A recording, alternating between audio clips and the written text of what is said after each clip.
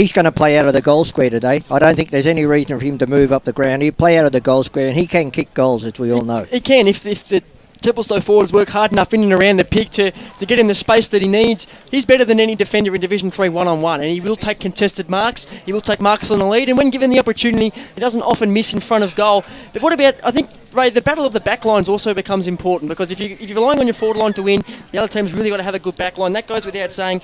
We've got to keep an eye on guys like Xavier Jeans and Alex Comedian for Templestowe, and even the backman guys like Jack Purcell from Mitchum. If you're picking a back line to win the game for you, Ray, which one are you going for?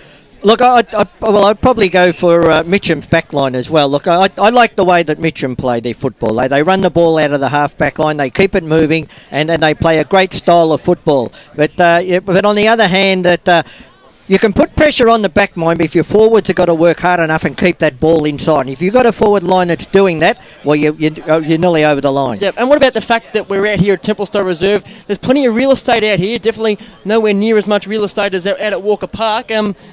Obviously, that's got to go in the home team's favour. It certainly will, but then, look, most clubs they play on all grounds. They get used to it. But look, yeah, I will say that there is a slight favour towards the Templestowe side on the ground size. I was just about to say that is, you know this ground better than probably any of us, Paul. Is there a chance to sort of get stuck out on the wings here? Because it's almost a cricket ground in terms of the way it's shaped with the wide wings. Is that something that's probably going to play into the hands of Templestowe a little bit with that sort of chip game? I think so, because if you're looking at Walker Park, there's almost no wings at Walker Park. It's a tiny ground if you're talking about width. This ground here at Templestowe is actually exactly the same length as the Melbourne cricket ground.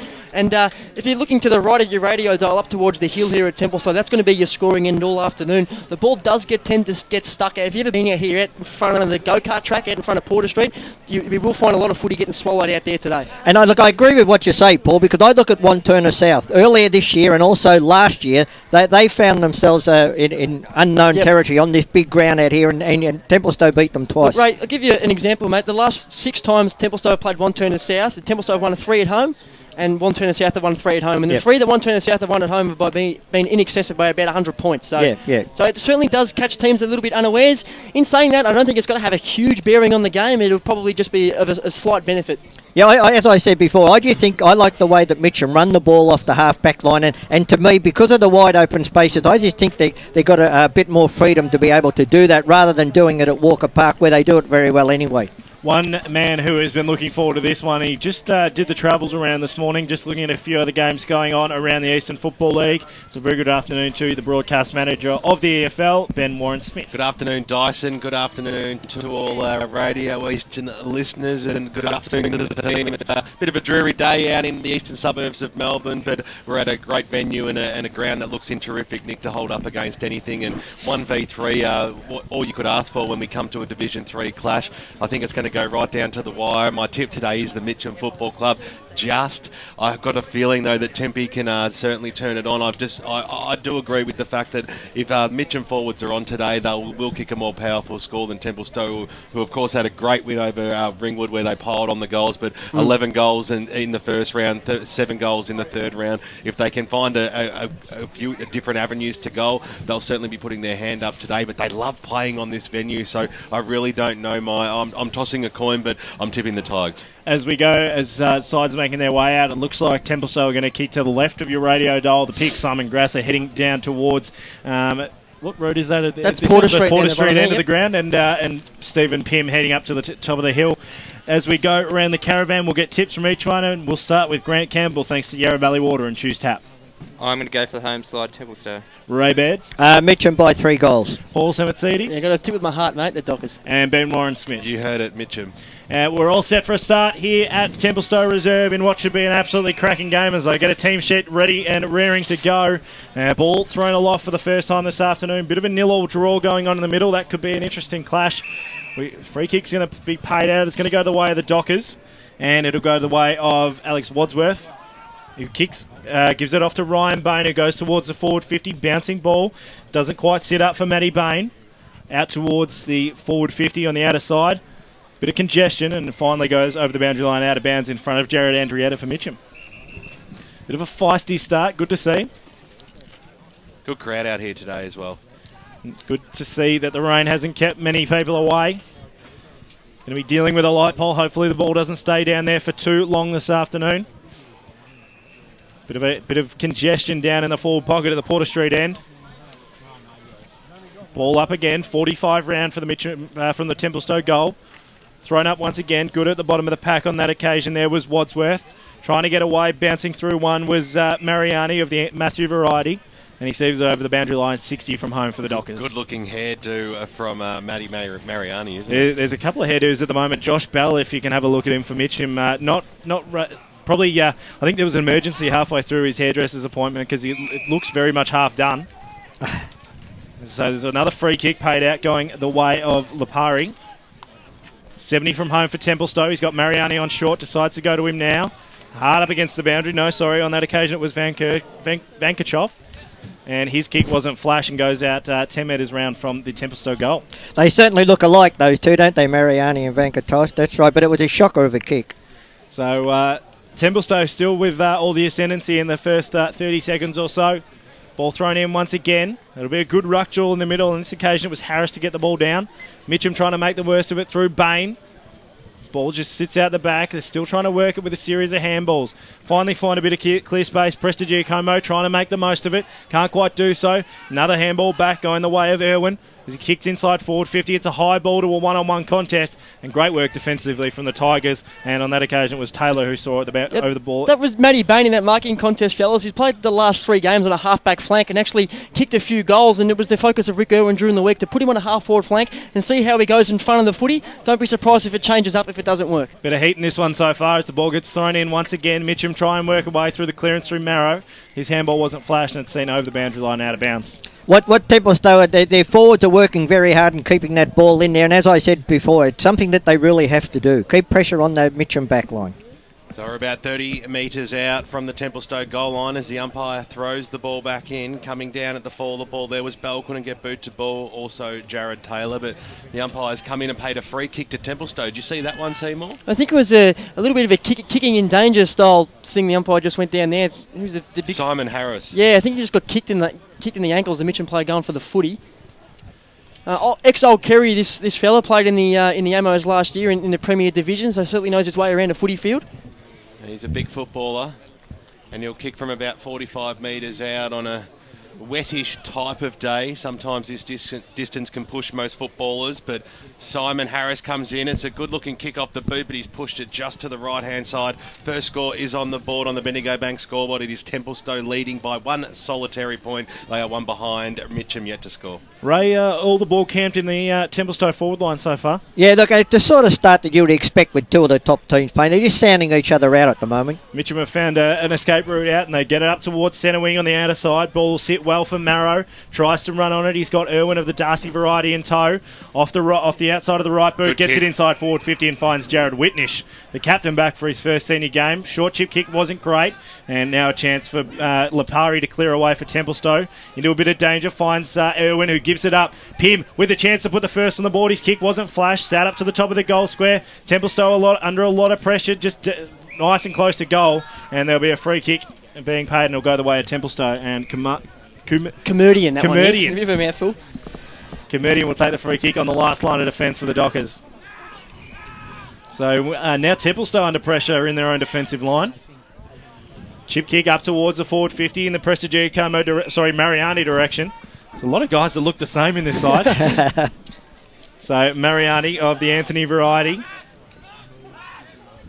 Biggest biceps you'll see in local football. Kicks on that occasion and finds Matty Mariani with a pox haircut. As Templestowe try and work it out. Irwin had a lot of the ball so far. Darcy runs on, nice work. Kick, try and find Jesse Wilson, who was held without it. Umpire said no. The pig, Simon Grasser from the pocket. Can he slot this one home for the first for the Templestowe Dockers? Yes, he has. And at Templestowe, a great start in this contest. The Dockers lead 1-1-7. Mitchum yet to score on the Bendigo Bank scoreboard. Look, what Templestowe did then, they ran the ball right through the midfield. Mariani got hold of it. They kicked it out onto the far forward flank, and Simon Grasser somehow somehow found himself 10 metres out in the clear, and he's just turned around and snapped the goal from 45. It's not too often you'll see the pig pick it up at his bootlaces and wheel around. It was very agile. It was fantastic. A little bit of a worry for Templestowe, though, as Mitchum streamed forward before. Alex Hamuridian's got the important matchup on Chris Hogle and completely lost him for foot speed there as the ball streamed forward. So I think Mitchum might have a win with that matchup there.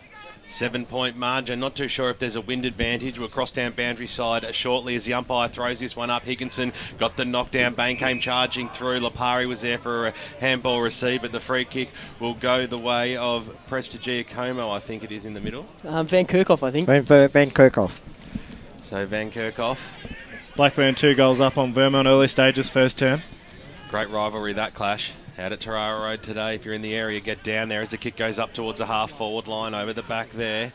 Mitchum were able to get the spoils, kicking towards the middle of the ground, and it goes back to exactly where it started. Jamie Van Kerkhoff takes it right in the middle out here at Templestowe Reserve. He had a player on short in Seppi. Ignored that, elects to go up towards the half-forward line. It was a decent old-looking kick, bouncing football at the back of the pack. Good pick up there by Higginson, got the little handball away. It went towards the Whitnish direction. He got it on further to Lee Warren. Left foot kick down the boundary line, looking for Adam Bolterate, but the ball bounces over the boundary line and out of bounds as we cross down boundary side, thanks to Akira Urgent Care to Georgina Cull. Just a bit of a weather for you, Beta. It's currently 14 degrees, not much of a breeze, but bad news, rain's going to be picking up this afternoon. Pye throws it in, Higginson over the back that time of Quinn. Ball hits the deck, Mitchum kicked the ball in towards the middle of the ground. That was a terrific spoil there by Lipari. Created an opportunity there for Wadsworth to get the handball away, and now the Dockers go forward and have a shot on goal. And left point it is. So they're getting all the early scoring, Paul Semasides, in this first term on the Bendigo Bank score, but it is Templestowe 1-2-8, leading it by that margin. Mitchum yet to score. Yeah, the Tigers shoot themselves in the foot with a few turnovers there. Short chip kick out of defence. Finds Jared Whitnish, the captain, on half back. Kicks up towards centre wing. Looking for his option, can't quite find it on that occasion. Renato Nunziato sees it over, close to the boundary line as they try and work back. Templestowe now in possession. They're just looking to find a bit of space on this ground here at Templestowe Reserve. They do so now in Seppi. Hogle could be hurt. Outer side wing. That's Nunziato, I think. Short chip kick into a dangerous position. One-on-one contest. In the Irwin wins out, tries to get the ball. Prepared to put his head in and under and wins the free kick on that occasion. So Templestowe a chance to regroup. Through Jackson Irwin, short chip kick wasn't great, couldn't take the mark. Up towards half forward as they try and find Bain. Couldn't quite do so on this. Oh, nice mark. He's managed to hold onto it on the third grab. Great mark. And a great mark taken by Matty Bain. He just assesses his options. Cross boundary side shortly thanks to Akira Urgent Care. Long bomb up to the top of the goal square in the pig direction. Can he make it 2 from 2? Punch through. Good work from the Mitchum defence to hold it just on the goal line. And quickly we'll cross boundary side thanks to Akira Urgent Care. Tim Morgan. Yeah, you're right. That's Renato Nunziato who's just been brought to the bench with a knee. He looks in quite a bit of pain. Trainers tending to him now. We'll see if we get any more details for you. We'll keep you updated with that one as Mitchum try to clear out once again, looking into the direction on that occasion of Andrietta. Can't quite take the mark, but prepared to work for it on the ground. Cop one high. Still a chance to try and work it out for the Tigers. They're under a lot of pressure in that back line. Jenkinson gets the clearing kick to a one-on-one contest. Nice out-muscling there from Pignotaro. Long way from home is the pig. So just slowly working, assesses his options. Centre wing, Coventry side. Here at Templestowe Reserve. Goes up towards half forward, looking in the direction of Chris Hogle. Can't quite take the mark. And the ball is to be seen over the boundary line right in front of the commentary position, Ray Baird. Yeah, look, what Pignotaro found himself there when he got that ball, he had nothing forward because all the forwards for the Mitchum side were down back, trying to crowd out the Templestowe forward line. Tuesday match stacks, thanks to Grant Campbell. Inside 50, 7-1 in favour of Templestowe. Ball on the centre wing position. There's 3 Dockers around this one and they win out. Mariani sold some candy, got a handball away to his brother. Now this is Matt. Kicks the ball inside forward 50 towards the Grasser direction. One-on-one situation. Good play there by Melzer to get the knock on towards the boundary line. They're going to do it okay here. Mitchum, handball over the top. It was intended for Taylor. It was stolen though. Matt Mariani has it in the pocket. He'll handball it over top towards the Bain direction. Might have copped one over the shoulder. The umpire said it was fair. He was brought to ground and we'll have a bounce about 45 metres out from the Templestowe goals. Johnson is going to be vital for the Mitchum Football Club. If he can hold the pig, Simon Grasser to a couple of goals, it's going to go a long way to winning this contest. Ball hits the deck. Chris Melder. Just having a look at Mitchum's structures after Nunziato went down, fellas. He was actually lining up at centre half forward today. Of course, we know him as a backman, which has brought Pim further up the ground, which is why Pignotaro got lost when going forward a little bit earlier. Ball trickles towards the boundary line. Purcell trying to be clever, kept the ball in play. That was clever in the end, going after it and nearly brought to ground unfairly. There was Bell. The umpire said play on over the boundary line. The ball goes and we'll have a boundary throw-in. Almost true centre wing position. Members side out here at Templestowe. Two ex-Don Vale boys combining. Enjoying their time down here as the umpire throws the ball back in. Prestigiacomo, he loves bullocking his way through the pack, but got brought down in a good tackle that time. Seppi came in to lend a hand, but it was all too late. The umpire had crossed himself and will have a bounce. Hope you're enjoying the broadcast on 98.1 Radio Eastern and streaming live on efl.org.au. As Quinn goes up in the ruck, Mariani just bullocked his way through a tackle. That was fantastic. Got the handball away to Seppi on the left boot now. Kicks the ball inside forward 50. It's a pofting kick out towards the Grasser direction. Bouncing and bouncing it goes. It went from one side of the ground to the other extremely quickly, and we'll have a boundary throw in about 45 metres out far side of the ground. Templestowe really gaining ascendancy around the ground through the real hard work of the Mariani boys, BWS. You said that he bullocked his way through before, and that's what they've been doing, and that's why they're able to get first use of the footy. And you can also add Van Kerkhoff to that too, because he's the third one in there that's doing very well. Well, Vanderweel won the knockout, but Mitchum got the stoppage, and they're away. Switched the ball once again onto the far side of the ground. That was okay. Kick up towards the wing position now, bouncing the ball that landed in the arms. Pignotaro up towards the half-forward line, knocked away right in front of us here on the broadcast position now, and we'll have a boundary throw in about 60 metres out from the Mitchum goals. They've been struggling to get inside 50, Grant Campbell. Yes, it's 9-1 in favour of Templestowe currently. An amazing stat, isn't it? On the Bendigo Bank scoreboard, it is 1-2-8 leading 0 score as the umpire throws the ball back in. Jenkinson couldn't get boot to ball. That was good play there by Pignotaro. Got it away to Matthew Bain, and now the Dockers can switch the play and hopefully get away. Yeah, look, it's slowly getting into the contest. The Mitchum Footy Club as Marrow just holds up. On that occasion was Lipari. Ball thrown up. Pretty much on the edge of the square. Mitchum forward line as Marrow takes the mark just inside forward 50, and he can go back. He's a pretty good kick, Lucas Marrow, and put the first on the board for the Tigers. That was really smart by Lucas Marrow then. He's playing actually at half-back, sorry. Gives off to Petrarca, who loads up from 50 out, gets it to the goal square and through for one behind. Brutally interrupted there, but he was actually on Matty Bain, and he ran down Matty Bain playing at half-forward line and left him wanting down there. So fantastic double way running there by Lucas Marrow. First score on the board for the Mitchum Football Club. 0-1-1. The Tigers, Templestowe 1-2-8 on the Bendigo Bank scoreboard. Short chip kick out of defence. Finds Jackson. The free kick's being paid for too high off the ball.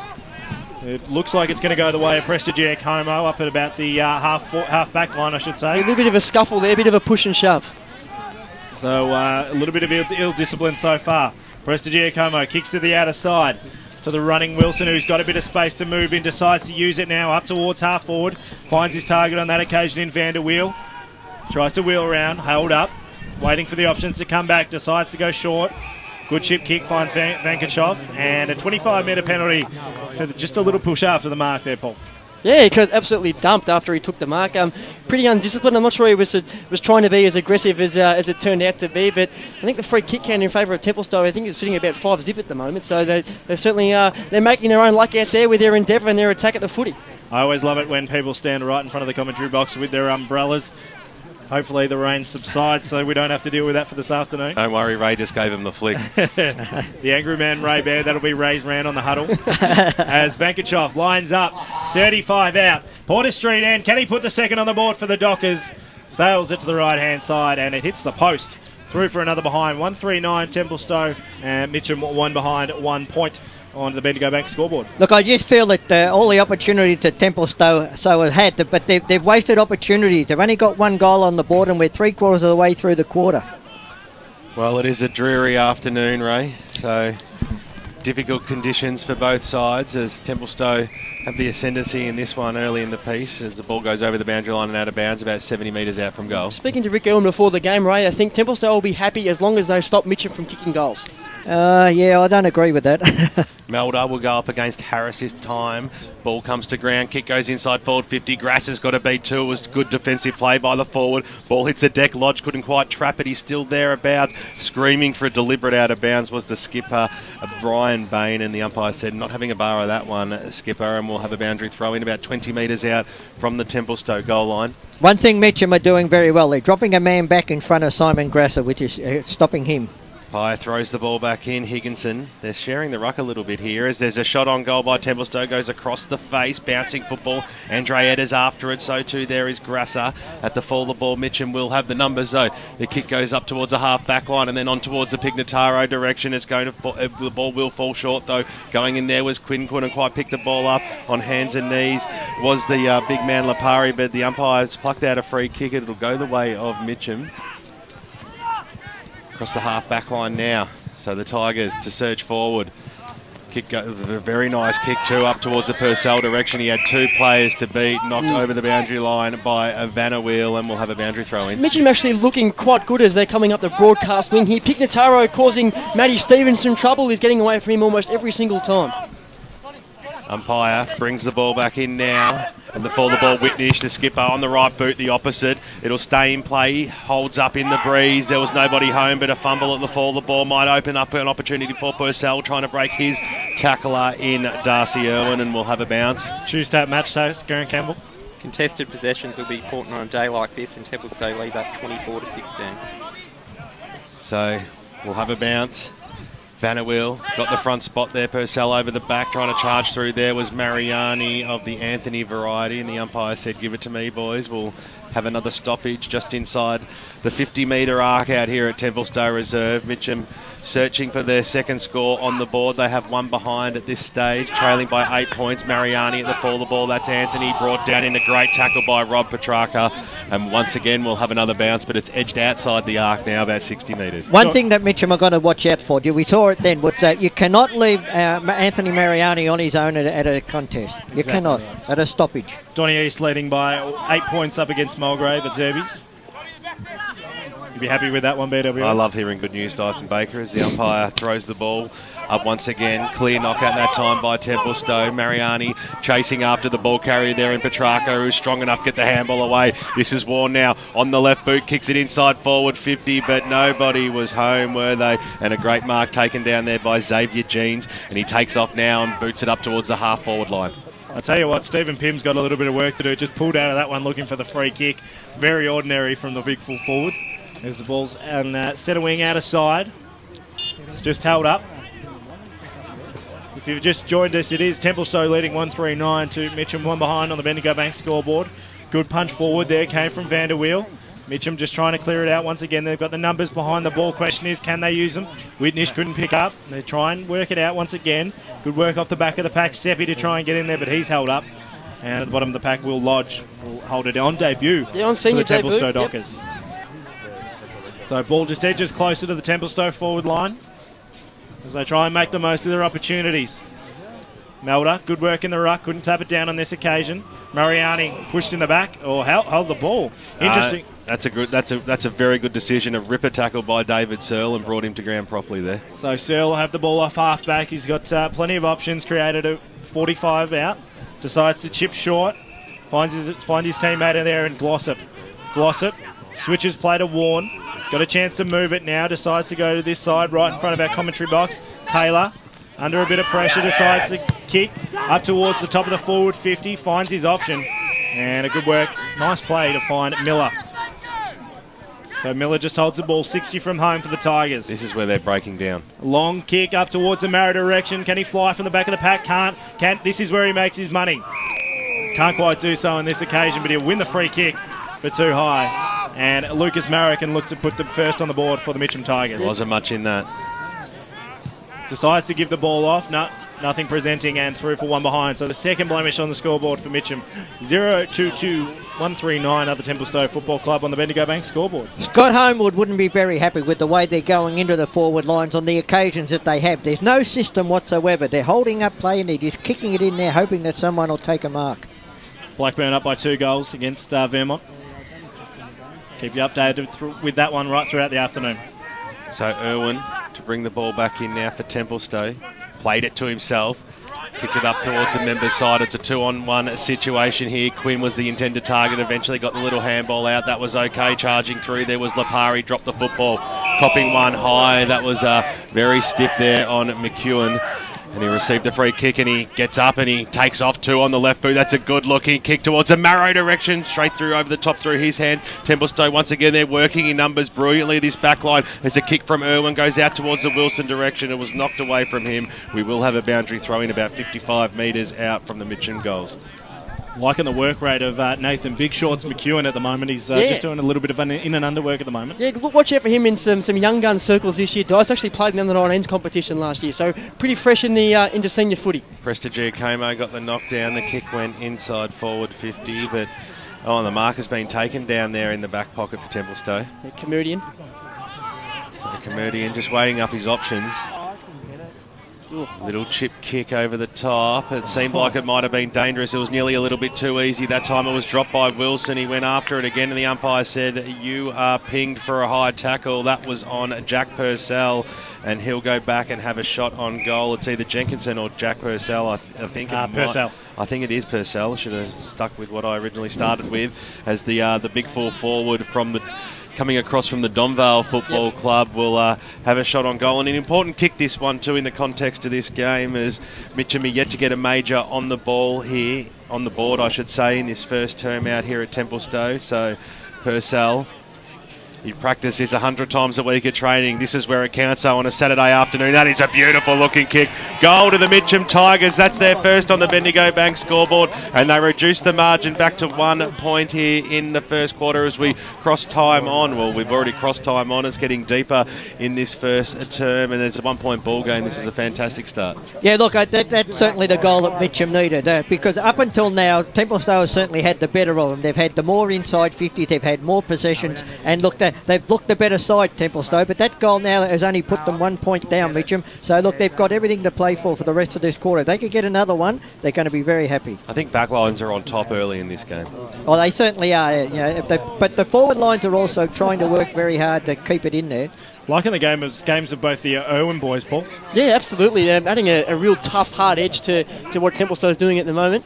As Mitchum go inside forward 50 once again, good punch from the back came from Quinn. Templestowe a chance to work it out under a lot of pressure there was Vankachov. And he's held up cross boundary side thanks to Akira Urgent Care. Georgina? Just an update on Renato Nunziato, boys. He's got ice on his knee. We won't be seeing any more of him today. Unfortunate, the best name to call in local football, and we won't be able to see him for the rest of the afternoon. As Templestowe try and work it out. Handball, pressure there, come out of Bain, and they're away out to the outer wing. Fair bit of run off Wilson at the moment. He's done some fantastic work. Gets it back to Prestigiacomo. He's up everywhere. Towards centre wing, right to my man Jesse Wilson. Gets his handball away, gets it back. Another handball as they run stream forward to the Dockers. Looking for the option in the forward 50 is Bain. There's a free kick. It's going to go the way of Mitchum. And once again, the play breaks down going forward for the Dockers. So Mitchum look to clear out of half-back, and they find their option on that occasion in Boltrawaite. Boltrawaite coughs it up with trying to give the handball out. Now a chance for Templestowe to regroup. Goes inside forward 50, about 25 out in front of the goal, and there'll be a ball up. Another turnover in the back half of Mitchum, Ray. That's starting to become a little bit of a worry. It wasn't, but it was great work by Simon Grasser. He had two opponents there, and he was holding them both back and happened to kick it off the ground. Ball thrown up, a bit of a 0-0 draw in the ruck as they try and work it out at the bottom of the pack. Good work off the back with Van der Weel as they try and push forward. A lot of players inside the forward 50 for the Dockers at the moment, Seymour. Yeah, that's modern footy, mate. The stoppage is full of bodies. So we're about 10-15 metres out from the Templestowe goal. They currently lead this one by 1 point on the Bendigo Bank scoreboard. A goal here would be very handy for the Dockers as they try and punch it down once again, held up. And we'll have another Van der ball up. Weel, take that. Just having a look at the wall set up across half forward here by Templestowe. Tom Bergen out by himself on a half forward flank. So don't be, and Adam Prestigiacomo also patrolling. So if it comes out, it's probably going to be coming straight back in. Just looking where the umpire's assessing, it looks like a free kick off the ball Bain. going the way of Ryan Bain.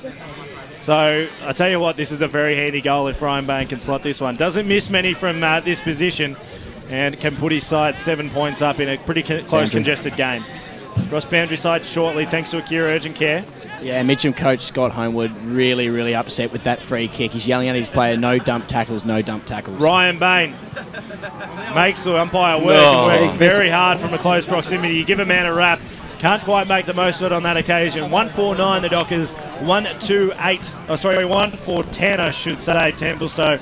1-2-8 Mitchum. I'm going to go next scoreboard. It's been a quarter for Templestowe of wasted opportunities. How many inside 50s have Templestowe had? Templestowe have had 12 now and Mitchum 9. Yeah, they've wasted their opportunities, Templestowe. A little bit of commotion going on out here at the moment. Just waiting for the ball to come back, I think. In defence of the Dockers, they are kicking down the hill here at Templestowe Reserve, which traditionally has always been a hard place to score. No excuses for Ryan Bain on that occasion, obviously. He was 10 metres out straight in front.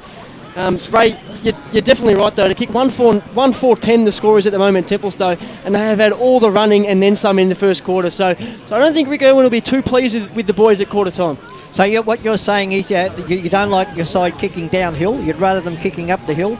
It's certainly the scoring end here, certainly. Okay. So Johnson to bring it back in for Mitchum. The umpire eventually says, go on with it, son. He does say now, taken by Adam Altrate. Cross from Nunawading. It's a handball back. Johnson on the right boot. Boots it out of that danger zone, bouncing football. I heard a whistle before it went out of bounds. So, no, the umpire said it was out of bounds and confirming with each other. So we'll have a boundary throw in. Starts belting down out there. Really coming down hard, the rain. Higher, Melda went after it again. Going in after that time there was Mariani on hands and knees, tackled by David Searle, who's been a great player over recent seasons for the Mitchum Football Club. We'll have a bounce.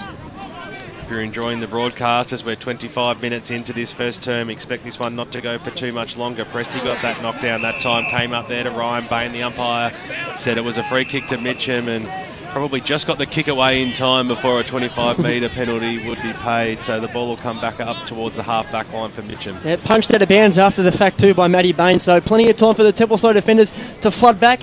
Interestingly enough, still a heap of space over the back. So doing it the professional way as the siren sounds for the first term going out here on EFL Gameday. It is match of the round out at Templestowe Reserve, and it is the home side leading it at quarter time. It's a low scoring affair, but it's tough local football the way we love it. 1 goal 4-10 is Templestowe, and the Mitchum Football Club 1 goal 2-8. Hope you're enjoying the broadcast so far on EFL Gameday. We'll be back with all of those important around the ground scores, the stats from Choose Tap, and Will Taylor will be back, our social media man for the afternoon, to bring us all those important scores as we go local for our football on this round for Saturday. We'll be back in just a few moments after these important messages.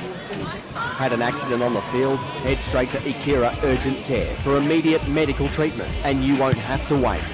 For a maximum of $75, we'll treat your broken bones, sprains, strains, cuts, or any other game day injuries.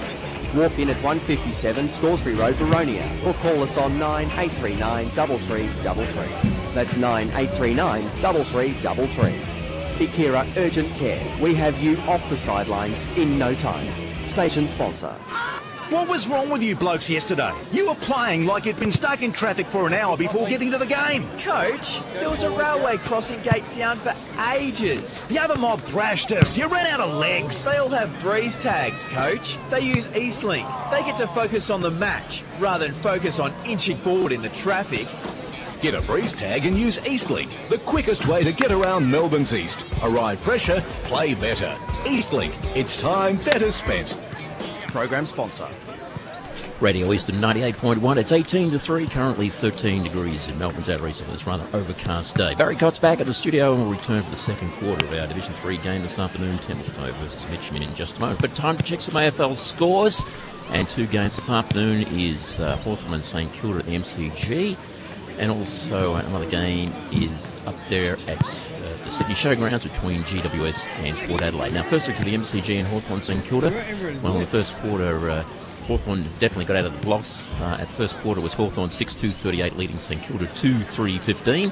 Currently, it's the 20-minute mark of the second quarter, and Hawthorn have a big lead. Hawthorn 10-6-66, lead St Kilda 2-3-15. St Kilda haven't scored at all in the second quarter. Major goal kickers for Hawthorn, Schoenmakers 3, Roughhead 2, Bruce 1, and for Skilda, Montagna and Stanley have 1. And as I said, the other game this afternoon is up there at the Sydney Showgrounds between GWS and Port Adelaide.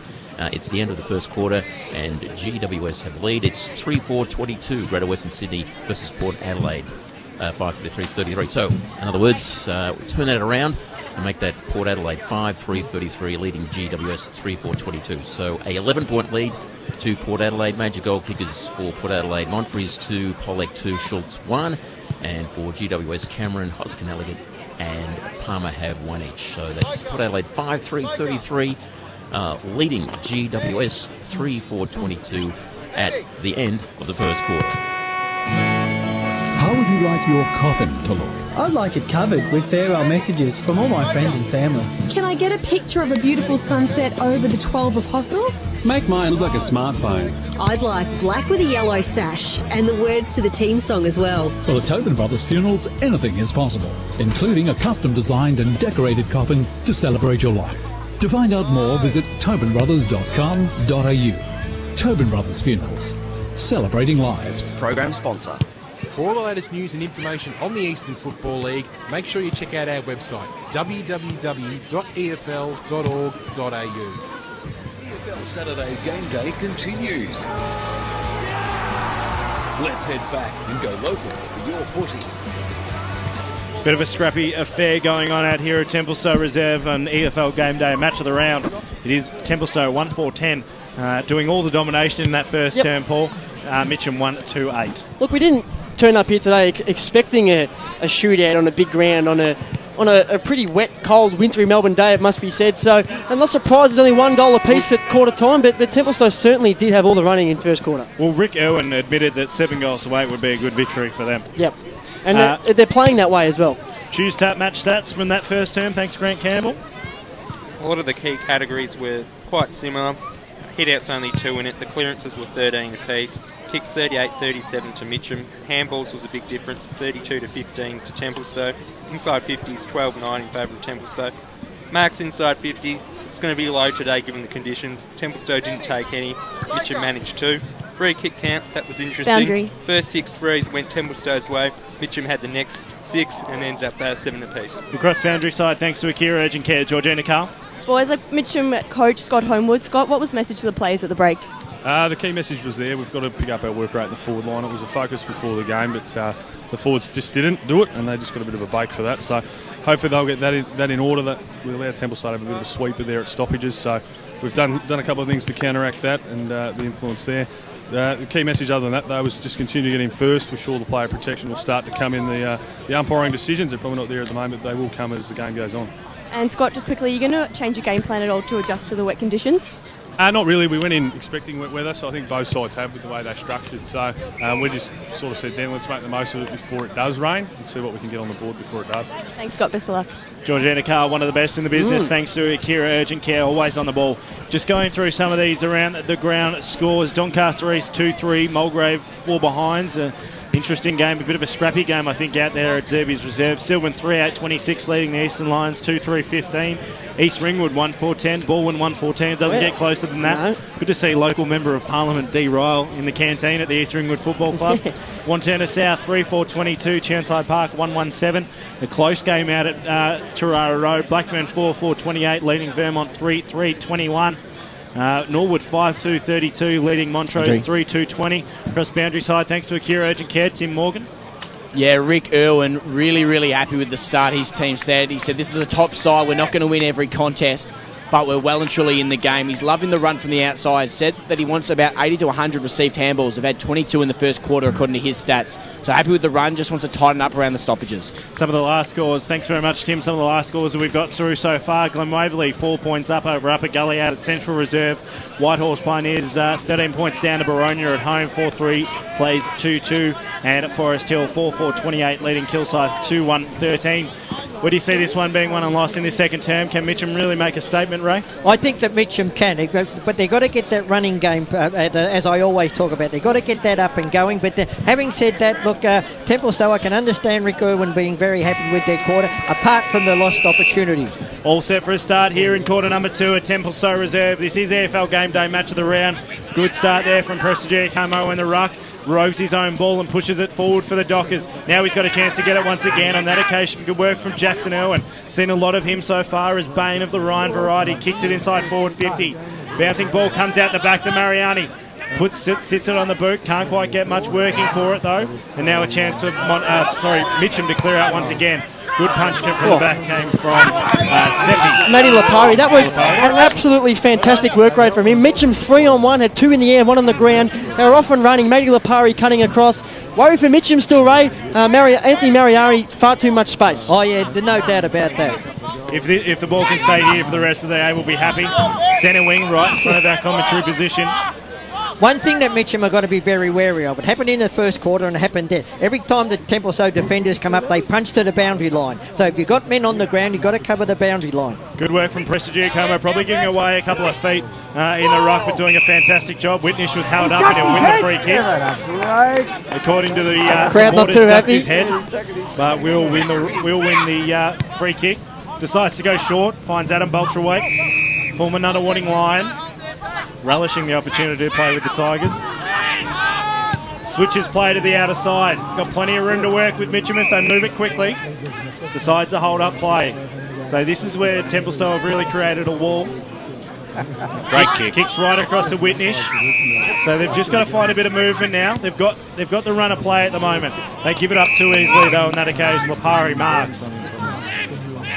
Chance to create a bit of space as Templestowe go forward once again.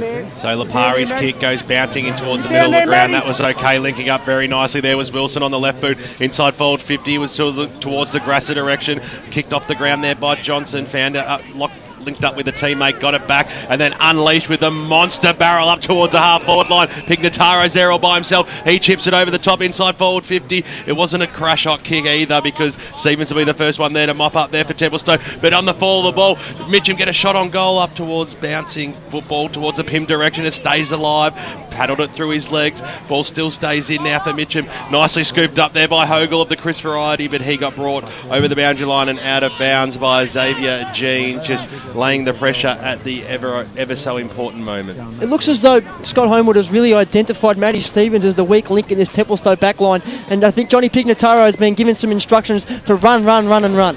Well, speaking of running, Templestowe have run the ball out of the defensive zone, but only as far as Jared Whitnish now for Mitchum. Switches the ball into the middle. That was okay. Glossop takes off, kicks it across the face of the 50 there. They've still got the numbers. They've still got the time there. You would think here, Mitchum running after it there was Hogle. He got beaten to the ball. Now, once again, Templestowe will bring the ball out to the far side of the ground. The kick was out there looking for Anthony Mariani. Knocked away from him and over the boundary line and out of bounds the ball goes as we cross down boundary line to Georgina Carl, thanks to Akira Urgent Care. Well, I need to swap my scarf for my sunny. It's really nice conditions at the moment, but a bit of a southwesterly breeze is picking up, which is in the direction of the Mitchum goals. Good to see, just looking around the ground, Surrey Park Trail, Park Orchards by 4 points. Interesting game out there at Dominic. Good game. Just around the corner from us here at Templestowe Reserve. As Mitchum stream forward through Whitnish in those horrid orange boots. Great mark taken over the back of the pack on that occasion by Pignotaro.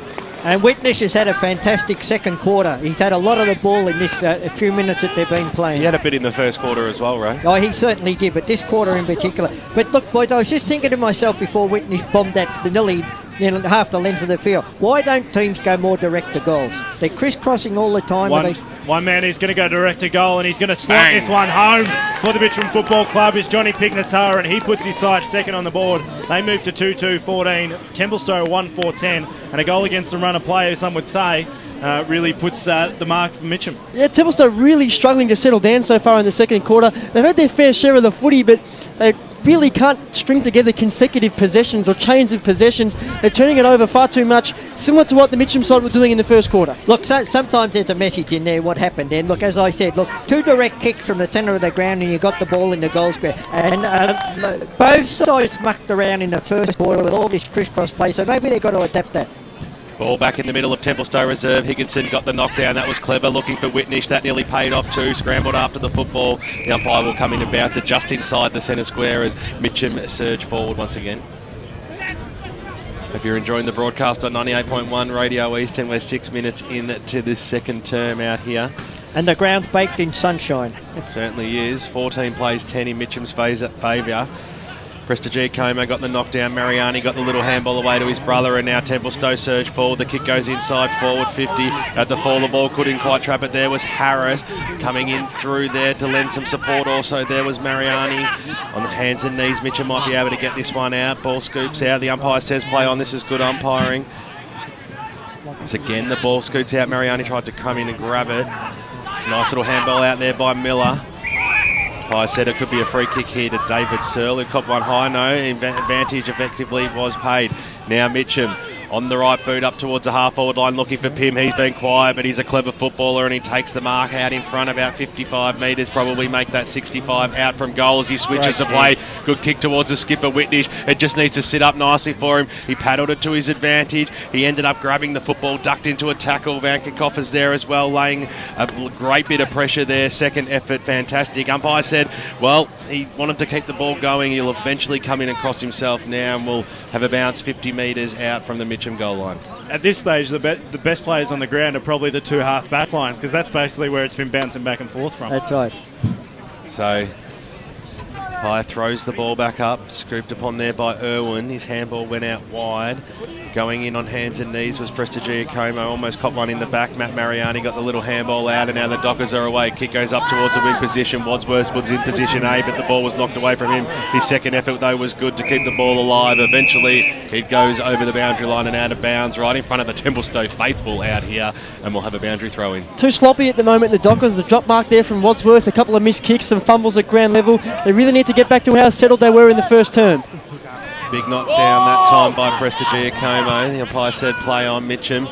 Scramble a kick up towards the half-forward line, and coming out and taking a solid marker there was Jack Purcell, about 60 metres out from goal. He's going back as if he almost fancy himself here. He is looking onwards sideways, but that mark from Jack Purcell, that's one of his traits that we've seen for over the years. He just held his opponent out with one hand and marked with the other. A little take a fair roost from there, and he went for every bit of extra distance he could and pushed it to the left-hand side for a behind. And on the Bendigo Bank scoreboard, it is Mitchum leading this one 2-3-15. It's a 5-point ball game. Templestowe 1-4-10.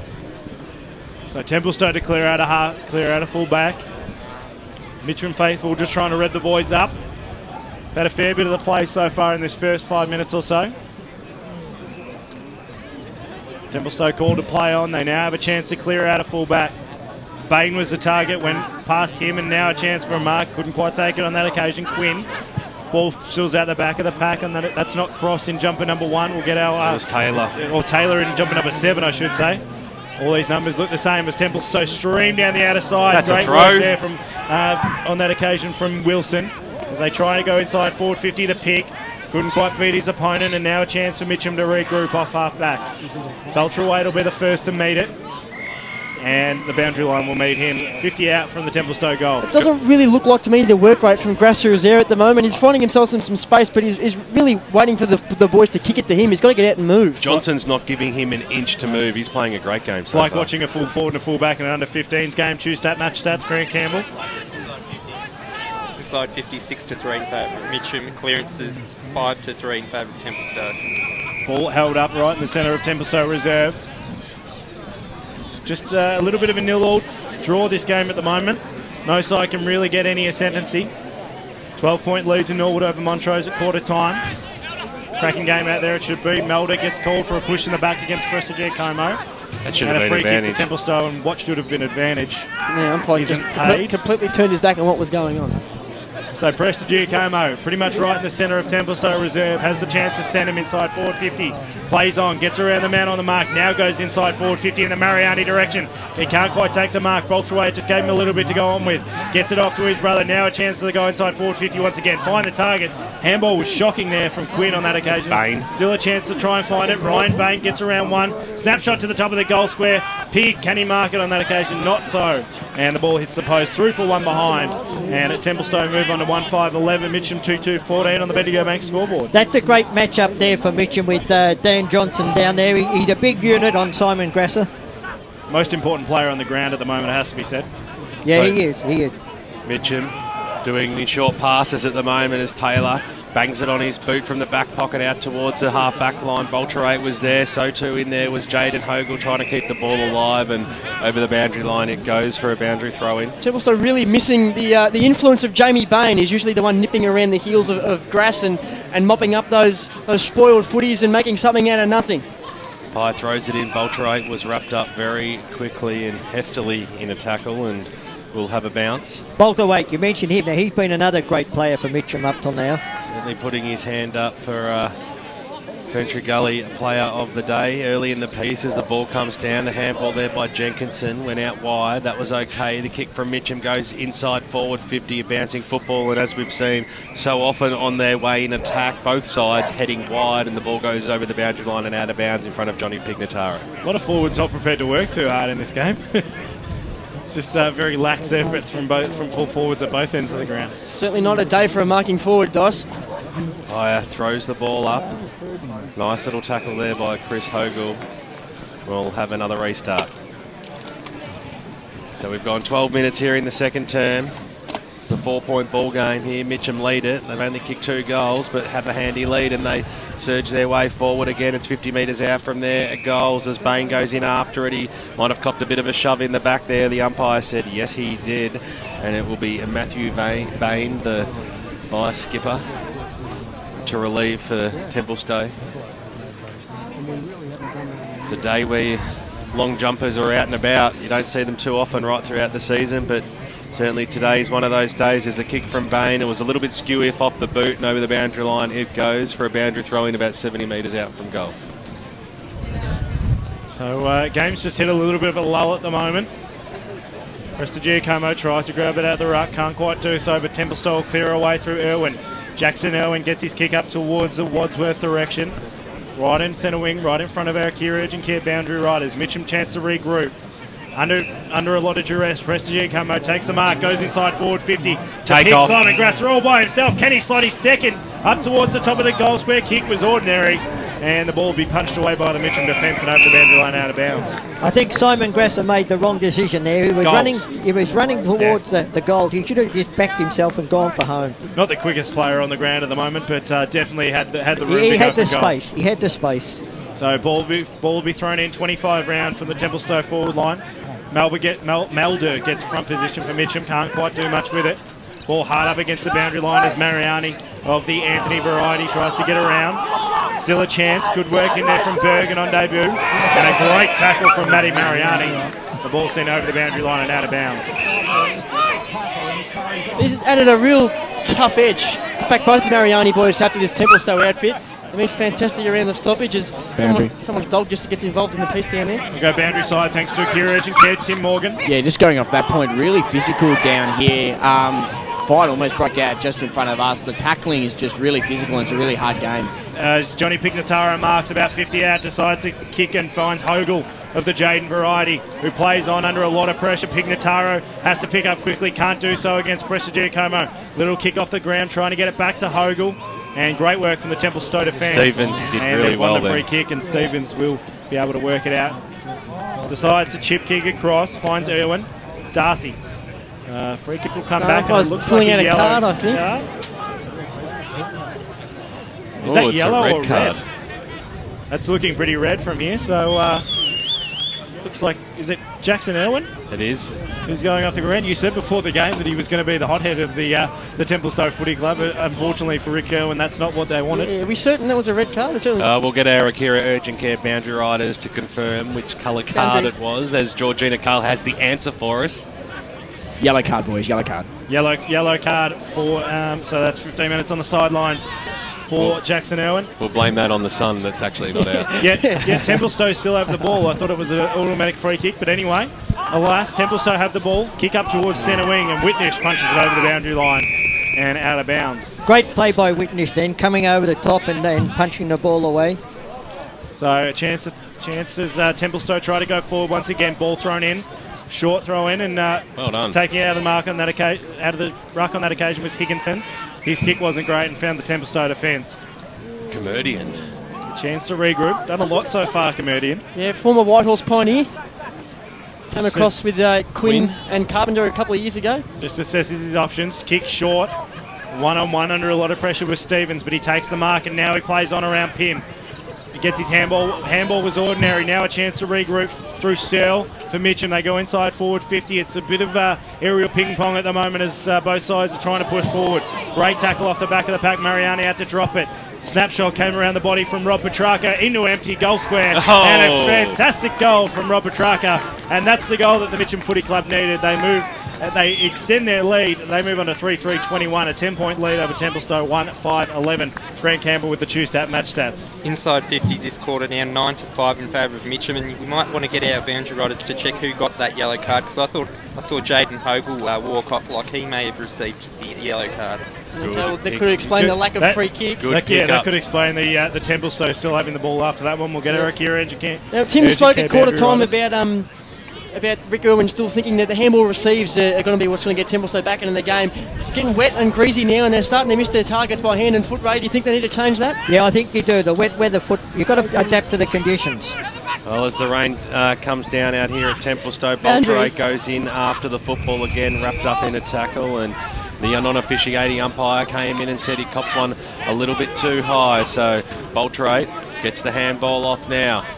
Running players on the right boot there is Lee Warren. It's a lovely looking kick inside forward 50. Pym was at the back of the pack. The ball bounces. It might sit up okay here. Marrow will get a snapshot on goal. That's 2 in a row for the Tigers. And they've got 4 on the board on the Bendigo Bank scoreboard now. And this led 4 on the board, I did say, for this afternoon's match. 4 goals, 3-27 to Templestowe, 1-5-11. They're on a little bit of a roll as we cross down boundary side thanks to Akira. Urgent care to Georgina Carl. Yeah, boys, it's Jaden Hogle with the yellow card, and just to let you know, it is foul down boundary side. The rain's really picked up.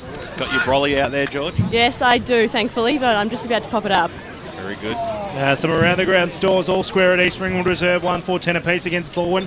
Knox lead Noble Park by 10 points. Norwood lead Montrose by 12 points. Blackburn lead Vermont by 7 points. Nice. In Division 2, Murrelbach by 7 points over Croydon. Donny East by 5 points over Mulgrave. North Ringwood by 2 points over Doncaster. And the Waverley Blues lead by 7 points over East Burwood. Into Division 3, Glen Waverley lead by 4 points over Upper Gully. Montana South by 15 over Churnside, and Baronia by 13 over Whitehorse. So ball back in the middle once again. Mitchum go forward. Can they continue this run of form? Melder gets it up towards the Pym direction. He can't take the mark. Can Lucas Murrow make it 2 in a row? Can't quite grab a hold of it, but Mitchum still have it. Hard up against the goal square there with Chris Hogle, who snaps one from the impossible angle. Chris Hogle puts this one home for the Mitchum Football Club, and they extend their lead 5-3-33. They lead Templestowe 1-5-11. And I tell you what, this is a rich vein of form here for the Mitchum Tigers. What was that? That was one of the most freakish things I've ever seen. He picked up the footy in the forward pocket on his left foot.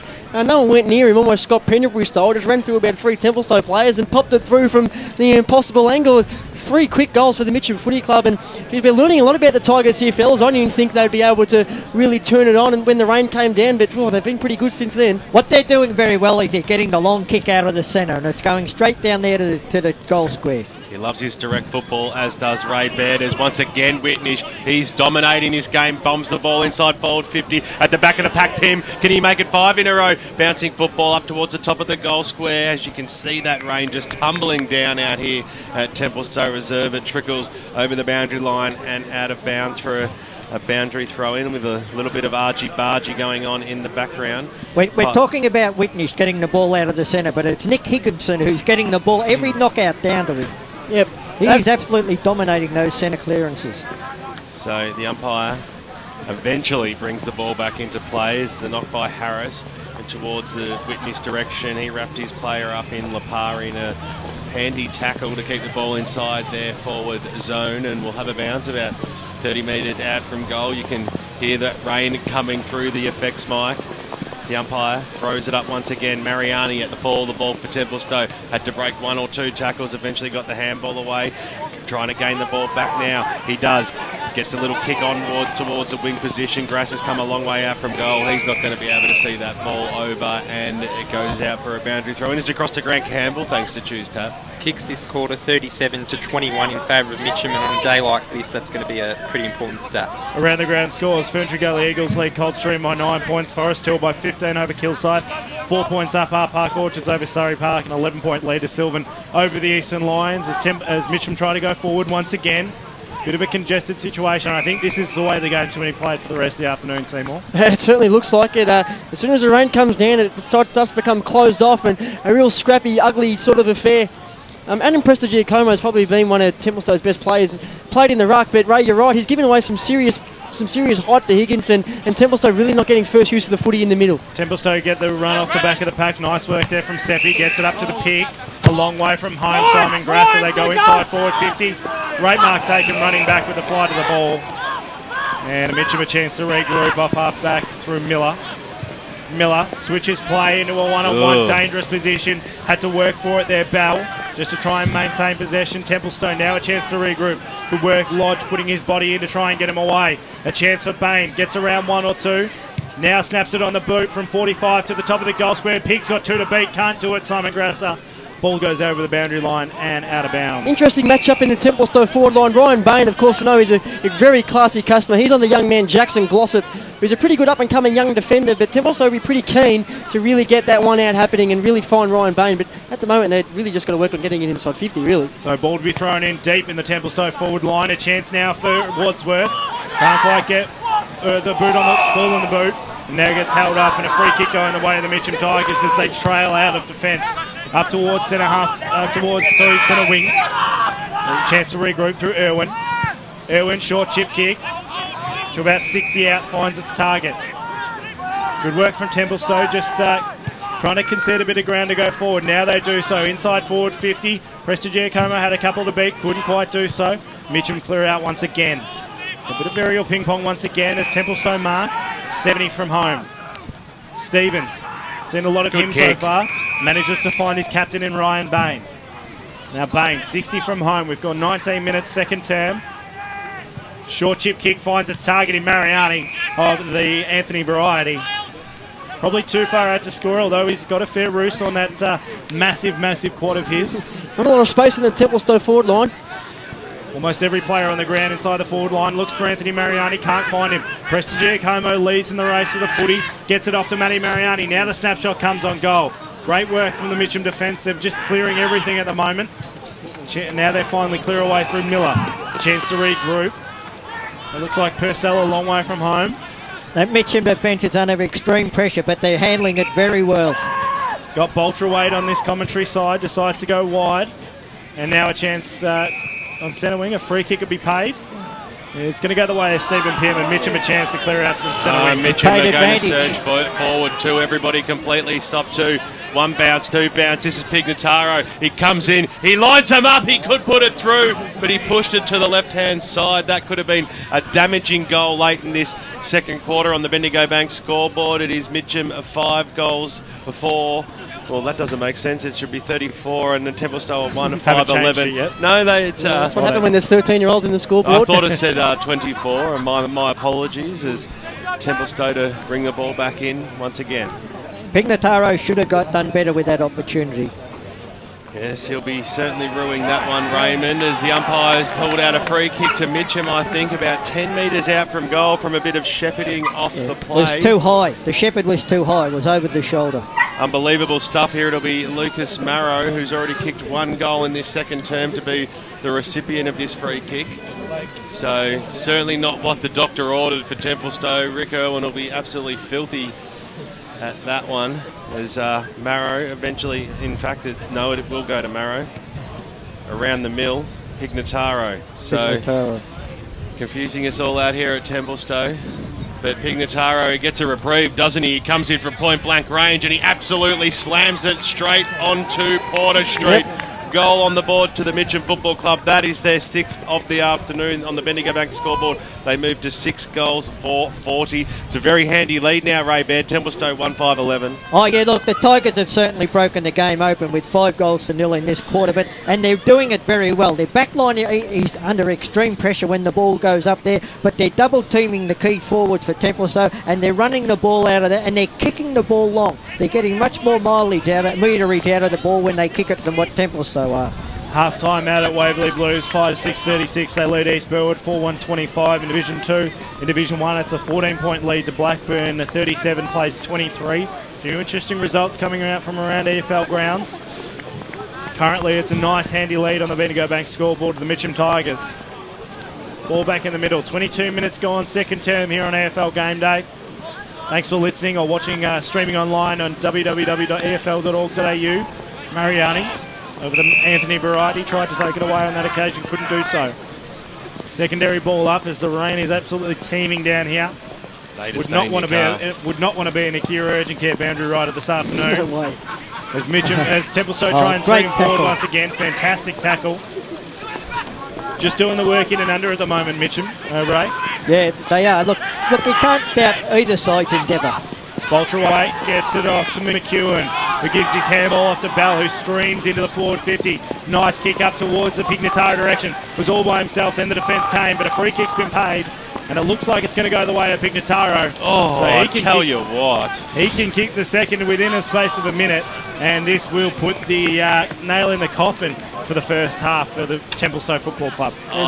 Was that paid because of the players coming in? When Pignotaro was the only one facing the ball and the other players were running back with the ball, did one of the players... Johnny Pignotaro can line up for his second within a minute. Lets the faithful know about it. And Mitchum have their fourth of the quarter, and they manage, their fifth of the quarter, and Pignotaro has his third, and they move on to 7-4-46. They lead comfortably in this one now. Templestowe 1-5-11 on the Bendigo Bank scoreboard. Try your sixth of the quarter. A classic example of what we're talking about, Ray, about just before that goal was kicked. Van Kerkhoff grabbed the footy out of the stoppage and ran towards the Templestowe goal. His first thought was look for the hands. He got tackled, it turned over, went down the other end. If there was a Mitchum player, it would have been straight on the boot and would have been 10 metres out from goal in a contested situation. Templestowe have got to get back to the basics and playing simple, wet weather footy. They're being far too flashy. Second term, Croydon leading Mooroolbark by 10 points. Nice game out there at the range at Croydon. It wouldn't be freezing out there. Deep into the second term out here at Templestowe Reserve. It'll be Harris to go up against Melder as the umpire throws the ball aloft. We'll give that one to Melder, who won it clearly in the end. And Mitchum once again get another clearance inside forward 50 towards the Pim direction. It looked like it was going straight on his chest, but the big man missed it. Might be able to go after it again. Mitchum just holding the ball in there. Here, that rain, Jack Purcell came in a little bit too hard. And now the hail arrives at Templestowe. And all the supporters on the outer side of the ground are belting to their cars. Stay safe if you're driving out on the roads, listening to the broadcast today. This is terrible conditions. If you've seen the highlights of that St Kilda Brisbane game out at Waverley years ago, this is not too far short of it. The Paul Pios goal when he basically couldn't see. The hail is coming down. So, ball in the back pocket. I think players will just be wanting this one to wrap up pretty quickly here as the umpire plucks out a free kick. It'll go the way of Templestowe. It goes without saying how handy is a 35-point lead at half-time in conditions like this. So Bergen has the football now for Templestowe. Handball off. Kick goes up in towards the middle of the ground. It's a 2-on-1 situation and the one wins out. Good mark there by Alistair Quinn.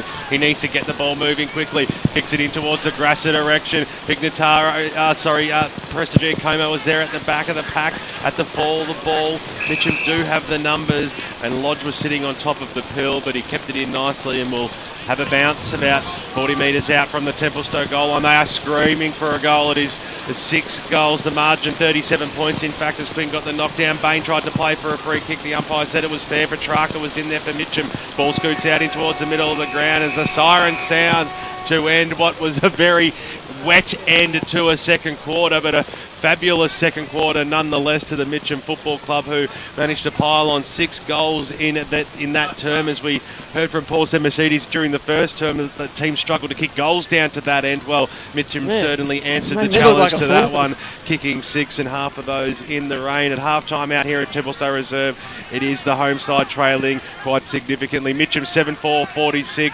Templestowe 1-5-11. Hope you're enjoying the broadcast on EFL Game Day. There are plenty of great games as you go local for your football out in the eastern suburbs today.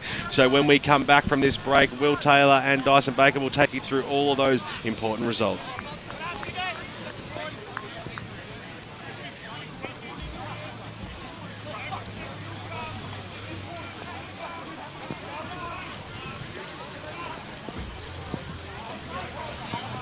Not too sure if Barry Kotz has got a hold of us out there in the studio at the moment, but it's all time for our half-time breakout here on EFL Gameday. Pignotaro has 3 goals for the Mitchum Football Club, singles to Hogle, Purcell, Petrarca and Marrow, and the single goal kicker is for Templestowe, Simon Grasso, who kicked that early in the first quarter. Half-time out here at Templestowe Reserve. We'll be back with those important scores in just a moment. How would you like your coffin to look? I think maybe my wedding photo would look good. Like HMAS Melbourne. I spent the best years of my life on that ship. Oh, a picture of me and the kids from when I was younger and they were babies. Lots of pretty flowers. Well, at Tobin Brothers Funerals, anything is possible, including a custom-designed and decorated coffin to celebrate your life. To find out more, visit tobinbrothers.com.au. Tobin Brothers Funerals, celebrating lives. Program sponsor.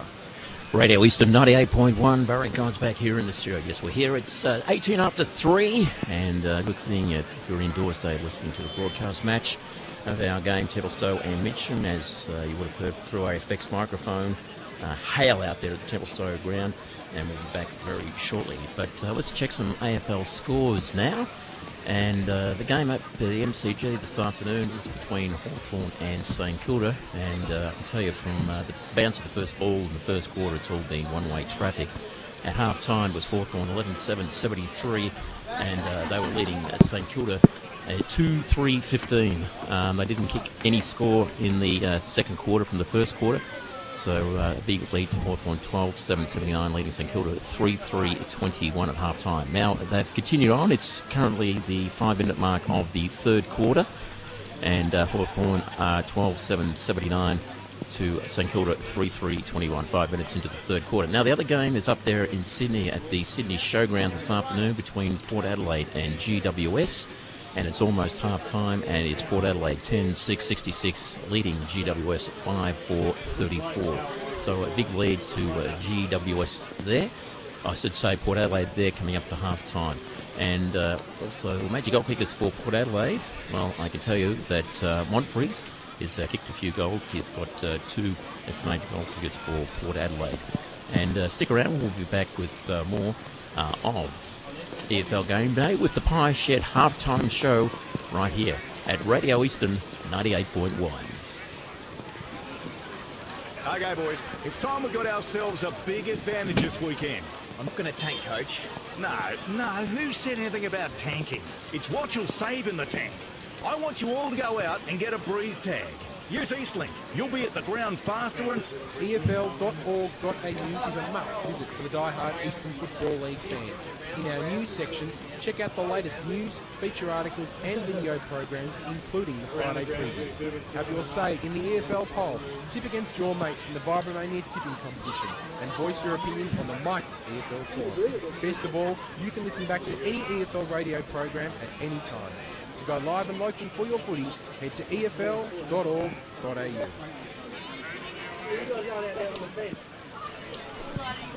Okay, boys, it's time we got ourselves a big advantage this weekend. I'm not going to tank, Coach. No, who said anything about tanking? It's what you'll save in the tank. I want you all to go out and get a breeze tag. Use Eastlink. You'll be at the ground faster and fresher, and you'll save fuel too. Get a breeze tag and use Eastlink, the quickest way to get around Melbourne's East. Arrive fresher, play better. Eastlink, it's time better spent. Program sponsor. It can be difficult booking an appointment with your GP when you need medical care urgently. But at Akira Urgent Care, Australia's first walk-in medical and emergency clinic, you don't need an appointment and you don't have to wait. Walk in at 157 Scoresby Road, Baronia, or call us on 9839 3333. That's 9839 3333. Akira Urgent Care. We'll have you off the sidelines in no time. Station sponsor. Saturday Game Day continues. Let's head back and go local for your footy. Welcome back to Templestowe Reserve, and just looking around the outer side here at Templestowe Reserve, a few of the patrons trying to do their best to just light this game up. A couple of car lights on at the moment. It's getting pretty wet, dreary and cold. Our Akira Urgent Care boundary riders just huddling in the caravan trying to defrost after what was a rain-soaked first half here at Templestowe Reserve. A cracking game at the moment. It was at quarter time now. Mitchum have opened it up and leading this one 7-4-46 to Templestowe at 1-5-11. Welcome to the Pie Shed halftime show. Obviously, the Pie Shed's pies are absolutely delicious, combining fresh meats and vegetables with just the right combination of herbs and spices. The Pie Sheds offer 40 varieties of pies. Yes, that's right, guys, 40 varieties of pies. Could use one of them to warm up this afternoon with a reputation second to none. Make sure you go and see Mark at the team at 295 Canterbury Road in Bayswater. Almost went down there this morning myself. 9720-7711 is their phone number. This is the Pie Shed halftime show, and with the Yarra Valley Water Choose Tap match stats, Grant Campbell. Yes, in that second quarter, Mitchum got on top in the contested possessions, winning it 37-31. They had 48-34 kicks. The clearances, they won 15-9, and the significant ones for the centre clearances, they won that 5-2, and they really make the most of those centre clearances and converting them into scores. And the tackle count, for the second quarter in a row, the tackles have been 20-10. And if you look overall in the first half, the contested possessions are even, so the fact they're winning the tackles 40-20 is quite significant and suggests that Mitchum are well on their way to winning this game. Yeah, doing all things right at the moment are the Tigers. Just looking at some of these scores coming in on Twitter. At half-time, it's a 12-point lead to Croydon over Moorabah, as I try and use my English words. Half-time out at a rain-soaked East Ringwood Reserve. It's East Ringwood. You'll be happy with this one. Paul Simonsidis, 4-5-29, leading Baldwin 2-6-18. Hopefully the Roos can hold on, unlike what you predicted. Sylvan 7-11-53, leading in a pretty inaccurate game. Eastern Lions 2-8-20. Half-time at Forest Hill, 8-9-57. Forest Hill leading Kilsyth 6-3-39. All square, 2-11-23, Upper Ferntree Gully to the Goulburn Overley Hawks 3-5-23, and Baronia 8-5-53, leading the White Horse Pioneers 2-5-17. For all the latest going around the grounds and around the world, it's a very good afternoon to 9 News', Clint Stanaway. How are things, Clint? It's been a long week, but a big week in news. Absolutely, and we'll start at the MCG where the Hawks are coasting. They're up by 64 points, but they have a few problems. I speak of Sam Mitchell. He's already been subbed out with a hamstring injury. Brian Lake has just limped off the ground, so we'll have all those details in 9 News at 6. Also, drama at Sandhurst where police are surrounding a house. A man inside threatening self-harm. We're live at the scene. Super Saturday, as the state government makes almost $500 million in pre-election pledges. New schools and rail among the big ticket items. Fears for a missing delivery driver after his van was found dumped in Keysborough. Dozens dead with fiery clashes on the rise in Ukraine. And a Greenvale family has escaped their burning home. Also the latest in sport. Daisy Thomas, what about his reunion with Collingwood last night? He's reflected on his blue night at the G. He admits he stunk it up, quote unquote. So plenty happening in the world of sport and news. That's 9 News with Alicia Loxley tonight at 6. Well, we look forward to hearing all that and more. Thanks very much for joining us, Clint. Bye.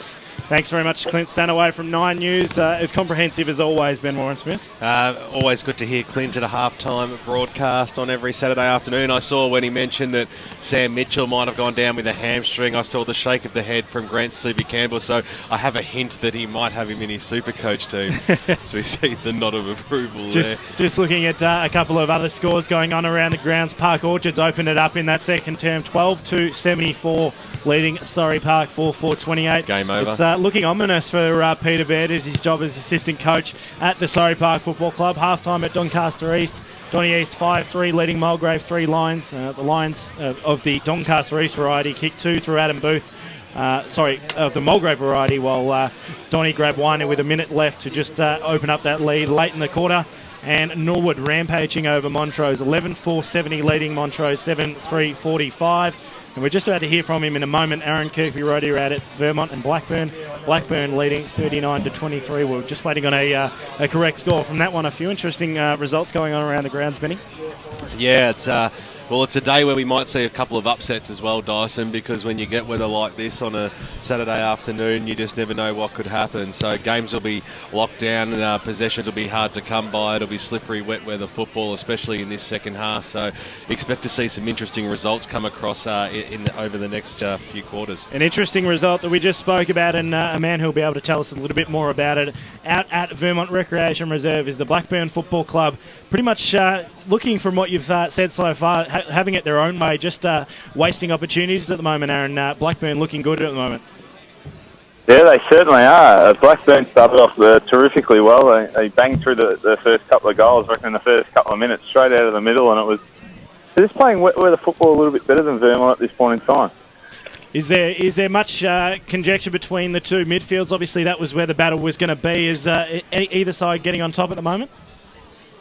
Well, I think Blackburn are just getting to the football first, and then there's a lot of in the back free kicks being paid because of that, and there's a little bit of frustration around. I think Vermont just haven't adapted at the moment to the way to play with the footy. They're handballing, trying to go backwards. They're playing very dry with the footy. As with the Blackburn midfield are getting it on their boot, getting that forward, and giving their forwards the best chance. Aaron, we know that Simon Taylor's had a terrific start to the season for the Vermont Football Club. How is his game today? He's probably been one of their better players, actually. He's getting plenty of the ball in and around the ground. Been really good in the ruck, but as I said, the Blackburn midfield just getting to the ball first, getting to his taps first, and there's plenty of pressure around, but he's certainly been fantastic. What's the crowd like out there today? Also, local rivals out there over a number of years. We were expecting a big one. Has the weather deterred anyone from heading out to Tarara Road? No, there's absolutely plenty at the moment. The club rooms are bursting at the seams at half-time. It actually started bucketing down just before half-time, and everyone's made their way in there at half-time. There's plenty of umbrellas out here. It's a full crowd. The car park was full from about 10:40 this morning. So there's been plenty of fans made their way, and the weather certainly hasn't deterred them. Which way do you see this game going, Aaron? Well, the problem's going to be for Blackburn is if Vermont can work their way back in it, they're not very far down. So at the moment, I can see Blackburn carrying on and winning the game of football. But if Vermont can figure out how to get that ball forward and stop with all the handball, and they certainly can still win this game. At the moment, I'm going to go Blackburn, though. Well, you heard it here first. Blackburn should be able to hold on. Thanks very much for joining us, Aaron. We'll hear from you later this afternoon. You're heading into the studio for the BGC Bayswater Post Match show. We'll hear from you then.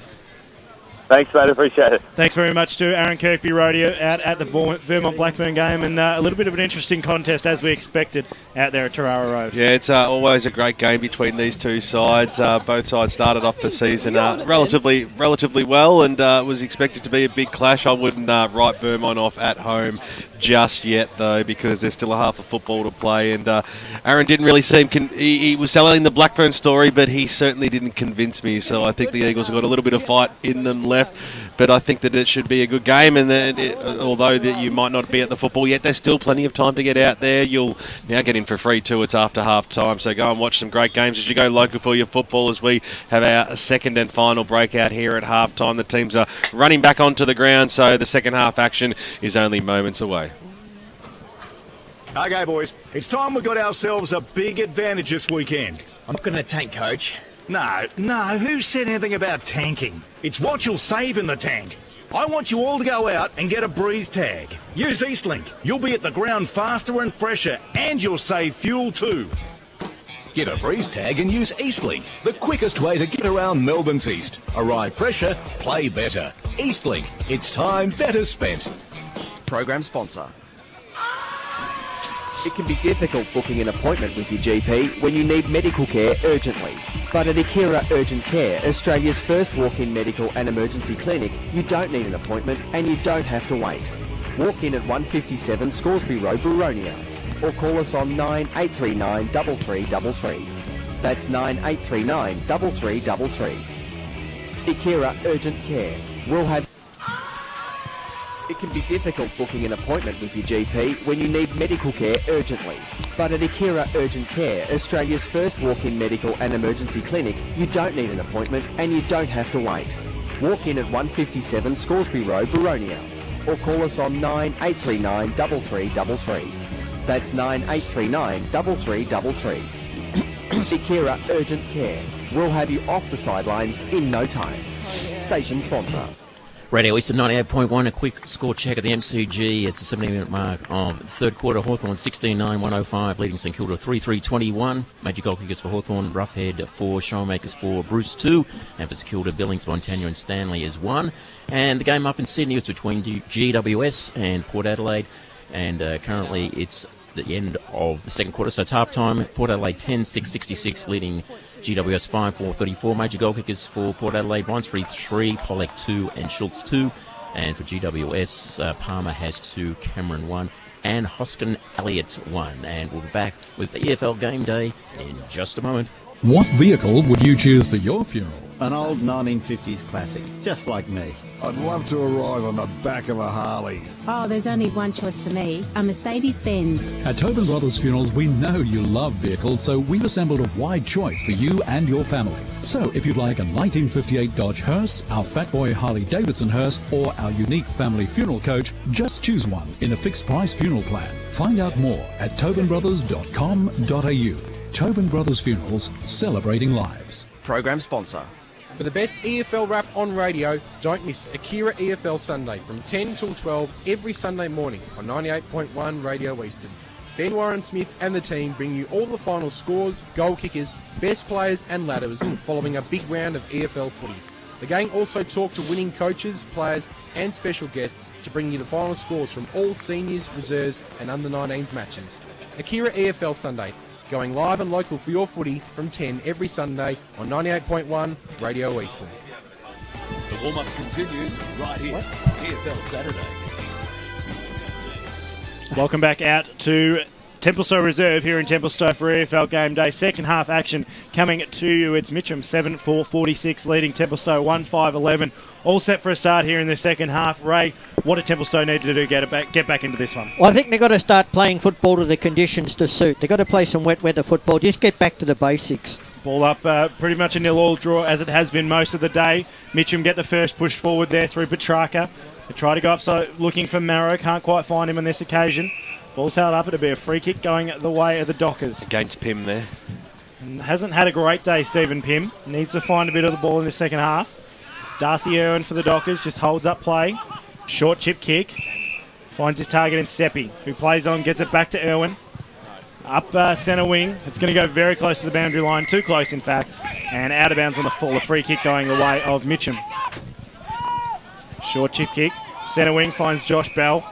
Very ordinary haircut. Boundary. Looks like he's been attacked by a lawnmower. We'll cross boundary side shortly thanks to Akira Urgent Care. As we go up towards half forward in the Pignotaro direction. He can't take the mark. We're spilled at the back of the pack. Now we'll cross boundary side thanks to Akira Urgent Care. Tim Morgan. Yeah, Jaden Hogle just preparing to come back on the ground. He's served his yellow card and he's ready to come back. Served his time. Going to be a very important player in the second half. Ball thrown in. Thanks very much, Tim. And thanks very much to Akira Urgent Care. As the ball's just tucked inside the Mitchum forward line at the moment.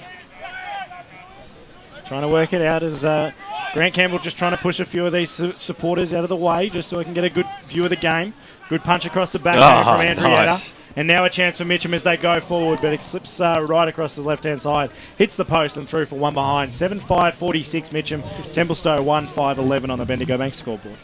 Had one extra the whole way there across their own half-forward line, which is crazy. Mitchum Football Club. Aaron Miller was by himself for a long time. So it'll be Tempe to bring the ball back in. Looks like Seppi. The direction of the kick's going to go to centre half back. It's the pack forms. It's a good kick there by Seppi out towards the Quinn direction. He had two players to beat though as Purcell came charging through. Got a little handball away. Great hard tackle there by Lipari, bringing his opponent to ground in Andrietta, and we'll have a bounce right in front of the broadcast position here. Hope you're enjoying it today. A big fly over the back there by Higginson. Got the knockdown. That was okay. Petrarca on the right boot. Snapped it up towards the forward pocket and through for one behind. It never looked like it was going through off the boot. So minor score is the result. And on the Bendigo Bank scoreboard, Mitchum, they edge forward even further, don't they? 7 goals, 6-48. Plays 1 goal, 5-11. Just waiting for the ball to be returned. Now it is. Now a chance for Templestowe to clear out a half back. They do so now. 60-metre bomb. Bit of a congested situation. Good work from Glossop. Gets his handball off to Whitnish. Now they go forward. Kick wasn't great. And seen over the boundary line, out of bounds. So just, look, I mean, at the moment it's all been Mitchum so far in this first couple of minutes.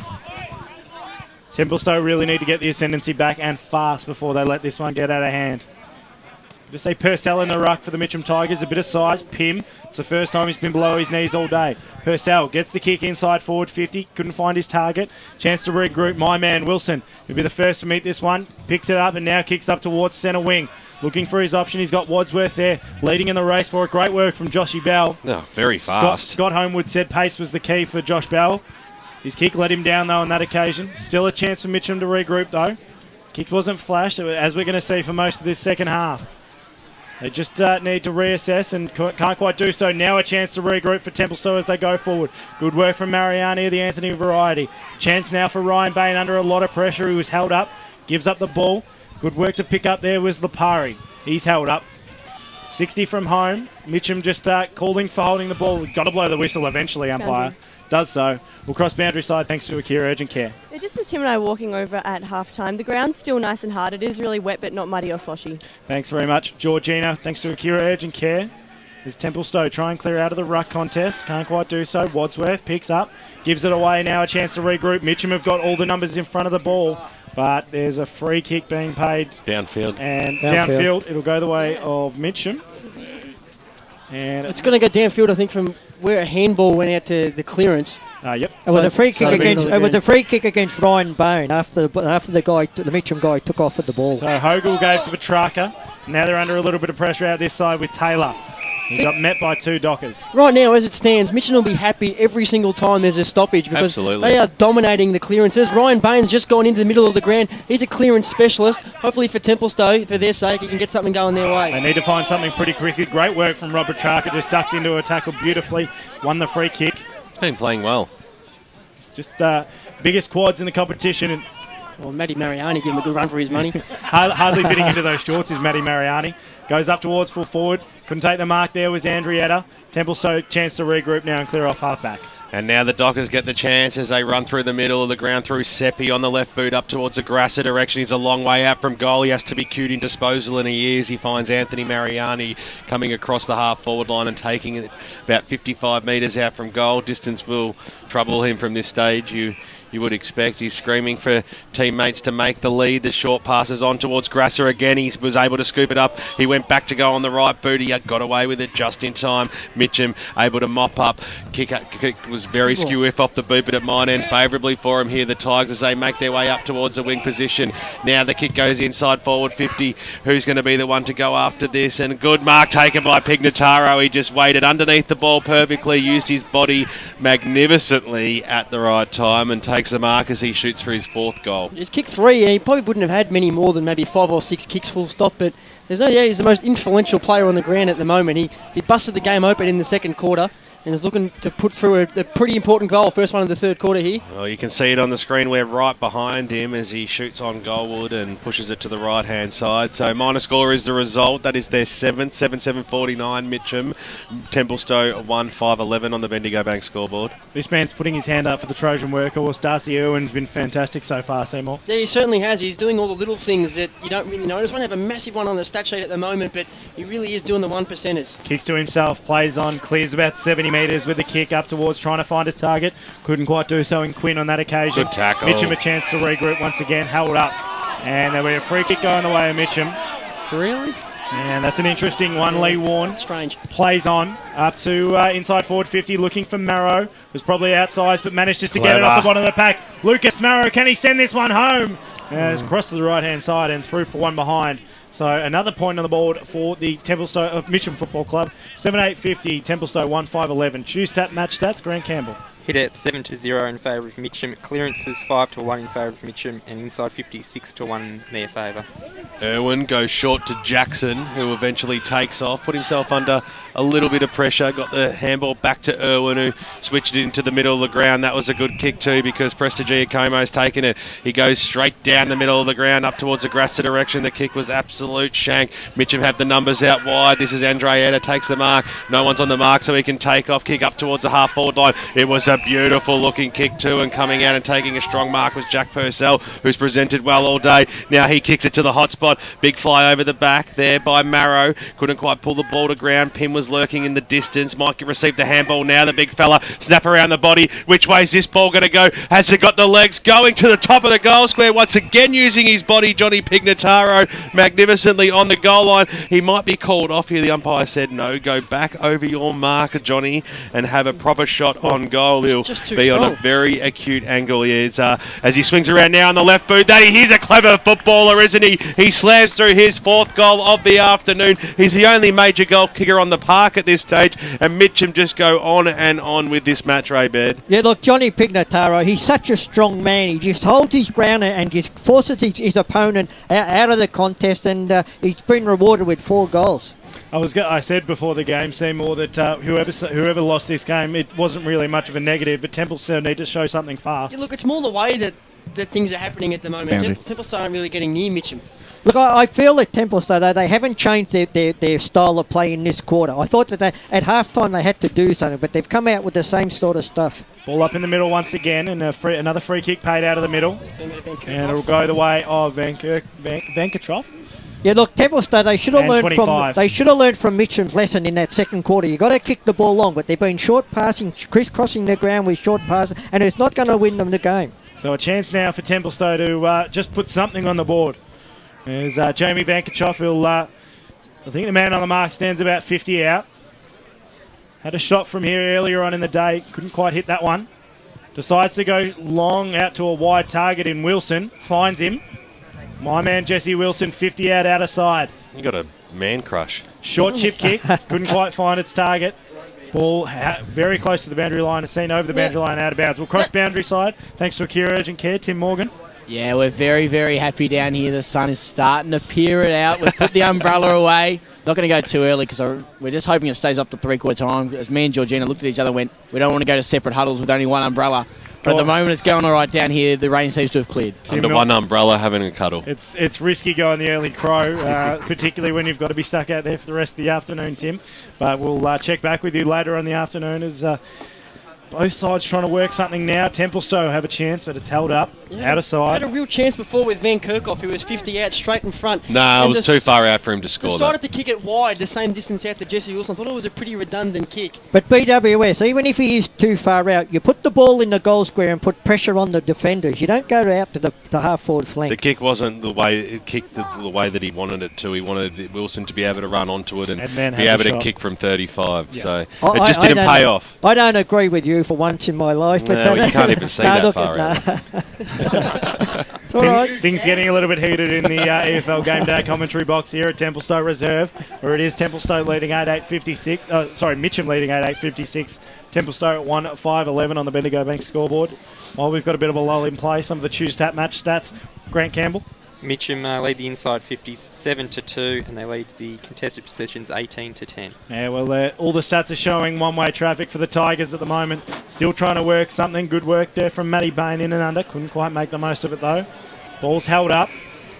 We've got to just get something moving at the moment. It's you said it, Seymour, that it was going to get caught and trapped in that corner of the ground. It's doing exactly that at the moment. As we try and work it out once again, Mitchum a chance to get the clearance, can't quite do so. Matty Bain was tackled high, and now we've got a chance to get a bit of a clean possession away. The umpire was ready to pay one there just to clear the congestion.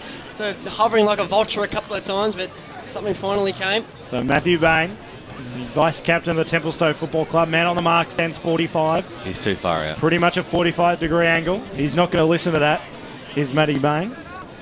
He's going to back himself here. This just needs something for the Templestowe Football Club at the moment. I tell you what, won't this get the faithful up and about? Comes in, sends it on the right boot, top of the goal square. Can they find something? Doncaster. No, it's tapped through. Great work there by... Doncaster. Sorry. Same shy, same cancel. Anyway, 1-6-12 Templestowe, 8-8-56, Mitchum on the Bendigo Bank scoreboard. He is the media manager. He can say what he wants, boys, so don't question it. Sucking up to the boss as always, Ray Baird. As the ball's in the back pocket now for Mitchum. looking to get it out of that danger zone, but smother off the man on the mark as Mariani of the Matthew variety sees it over the boundary line and out of bounds. Boundary throw in about 25 metres out from the Docker goals. That's what I was trying to say. I was trying to say Dockers. Oh. It's the umpire to bring it back in now. Rain has eased out here at Templestowe as he throws the ball back in. Vanderweel over the back, got a good fist on that one. Templestowe players screaming for deliberate out of the bounds. The umpire will not have a bar of that and will have a boundary throw in right next to the right behind post, Porter Street end. It's been stuck down there for some time now. Just to be able to scramble something out of there. Melder got the front spot, got the little knock on, that was okay. Straight into the arms of Taylor. He was dispossessed. Mariani tried to break about 5 tackles and he was eventually off, but stepped over the boundary line and out of bounds as we crossed to Will Taylor with some important around the ground scores, Wilbur. Yeah, Division 4, Fenchurch Galley are leading Coldstream by 38 points. Coldstream only 2 behinds to half time. Forest Hill and up by 18 points over Kilsyth.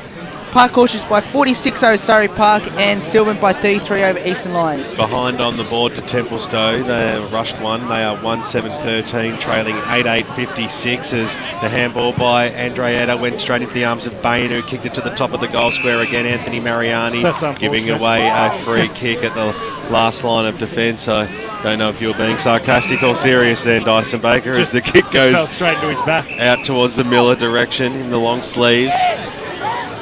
Taped up early in the game on the right boot. Short passes on to Searle, who by his standards has been very quiet. Relatively quiet today. David Searle as he chips it over the top. Adam Bolterate, who after getting a lot of the football in the first half, he's changed the sleeves to the short ones. And he's just received a 25-metre penalty as Daniel Jackson tried to do a little bit of argy-bargy on his way down. So umpires will have none of that undisciplinary action. As the short passes on, that's good. Mark has been taken out there by Petrarca. On the right boot, set sail to the top of the goal square. Who's going to be the flyer at the back of the pack going there? Through there is Wilson. Eventually dived on the football, tried to scoot it out. He had support in there in jeans. And the umpire said, "Give it to me, boys. We'll have a bounce." 20 metres out from the Mitchum goal line. Will Taylor, Division 3. Yeah, Glen Waverley, Hawks and Upper Galley all tied at 23. Mitchum in the radio game, of course, at halftime was by 35 points. Mitchum in front. The Basin by 32 over South Belgrave. One South by 34 over Chernside Park. And Baronia by 36 over Whitehorse. Well, it's a hot football about 20 metres out from the Mitchum goals as the handball scoots out wide. They might be able to eventually get a shot on here. There's about 20 plus players inside this forward 50 as Bolterate goes over the top there of Cressa Giacomo. The umpire said it wasn't crude, it was okay, and we'll have a bounce. Just looking at Lucas Mara, it looks to be holding his ribs or his right arm. We'll get our Akira as you can boundary riders onto that one. Higher, 50 metres out from Mitchum goals. Harris knocked it down, charging through was Bell, ripped apart there by Petrarca on the left boot, snaps it around the body inside forward 50, the Flyers are up at the fall, the ball Searle fended off one, got the little handball over the top, free kick from about 20 metres out from goal to the Mitchum side. Jaden Hogle will be the the recipient, and surely will put through their 9th major of the afternoon. This will be, if he puts this through, this will be Mitchum's 4th goal, a direct result of a set shot from a free kick. So undisciplined from the Templestowe Football Club. That one's a little bit clumsy more than anything. But I think it's been Mitchum's ability this quarter to hold on to the footy and really string together a chain of possessions with kicks and marks. They've been fantastic and haven't let Templestowe even try and get back into the game. Jaden Hogle leans over the ball and kicks it straight over the goal umpire's head. That's his first of the afternoon. That is Mitchum's 9th on the Bendigo Bank scoreboard. They move to 9-8-62. They are thumping Templestowe at this stage, Ray Baird, who are 1-7-13. They haven't kicked a goal for a very long time. Yeah, they look, in this quarter, Templestowe, they've had the ball a lot down on their forward line, but every time Mitchum get it up here, they have the ability to score. But look, just on our boundary riders, guys, they've thrown the umbrella away and they're fighting over the sunglasses now over there. It's Melbourne weather at its best as Will Taylor tells us what's happening in Division 2. Yeah, Corinne Moorooka by 12 points. Doncaster East by 6 over Mulgrave. Doncaster lead North Freeman by 12 points. And Waverley Blues are leading East Bell by 11. Not a database saying support of Hawthorn having it all their own way out at the MCG. As Mitchum get the clearance once again, Bolterate. He's ditched the long sleeves at half time and clears out to the outer side. Kick wasn't flash, finds Wadworth. On that occasion it was Vanderweel, who goes inside forward 50, looking for the pick. Simon Grasser can't take the mark. It's been a dirty day for him since he kicked that first one. Chance to clear out to the outer side, finds Taylor. Taylor just assesses his options, decides to go short. Kick wasn't great, but it found Jenkinson. They're still working up the ground. Couldn't quite find the target, so went right in front of our commentary position. Great work from Rob Petrarca. He's another one putting his hand up for the Trojan workhorse. Yeah, he's tough as nails. He's a big boy and he uses his size to perfect advantage. And really puts his stamp on every contest that he gets near, no doubt about that. So a boundary throwing right in front of our commentary position. Here at Templestowe Reserve, the Dockers need to find something fast. Petrarca leads it out for Mitchum. Gets his kick inside forward 50. Looking in the Pignotaro direction. Couldn't quite take the mark. Ball spills to the bottom of the pack. Still sitting on that Pignotaro. Trying to get it away. Now Templestowe a chance to clear. They'll get it to a free kick.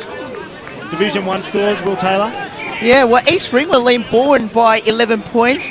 Knox are leading Noah Park by 14 points. Norwood are leading Montrose by 25. And Blackburn are leading Vermont by 16. If you're out at scores to be South Croydon, Warrandyte or Ringwood, can you please don't send through the scores by Twitter or live scores. Thanks very much, Will Taylor, as Whitnish goes inside forward 50.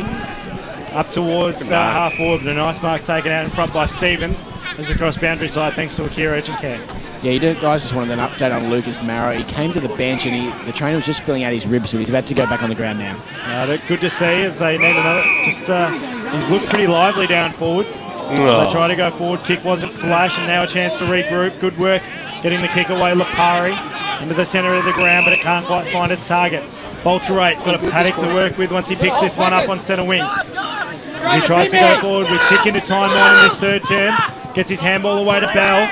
Bell put on the afterburners, gets it inside forward 50. They need a target here. Can't quite find it on this occasion. Templestowe a chance to clear through Alistair Quinn. So Quinn goes out wide. Mark's been taken by Bain, the skipper. Short passes on, that was an absolute shank. Mitchum might get a shot on goal here as the kick goes forward. Touched on the line, in fact maybe even marked it was by Hogle of the Chris variety. Point blank range it is, so surely the 10th goal for the Mitchum Football Club and they will reach double figures.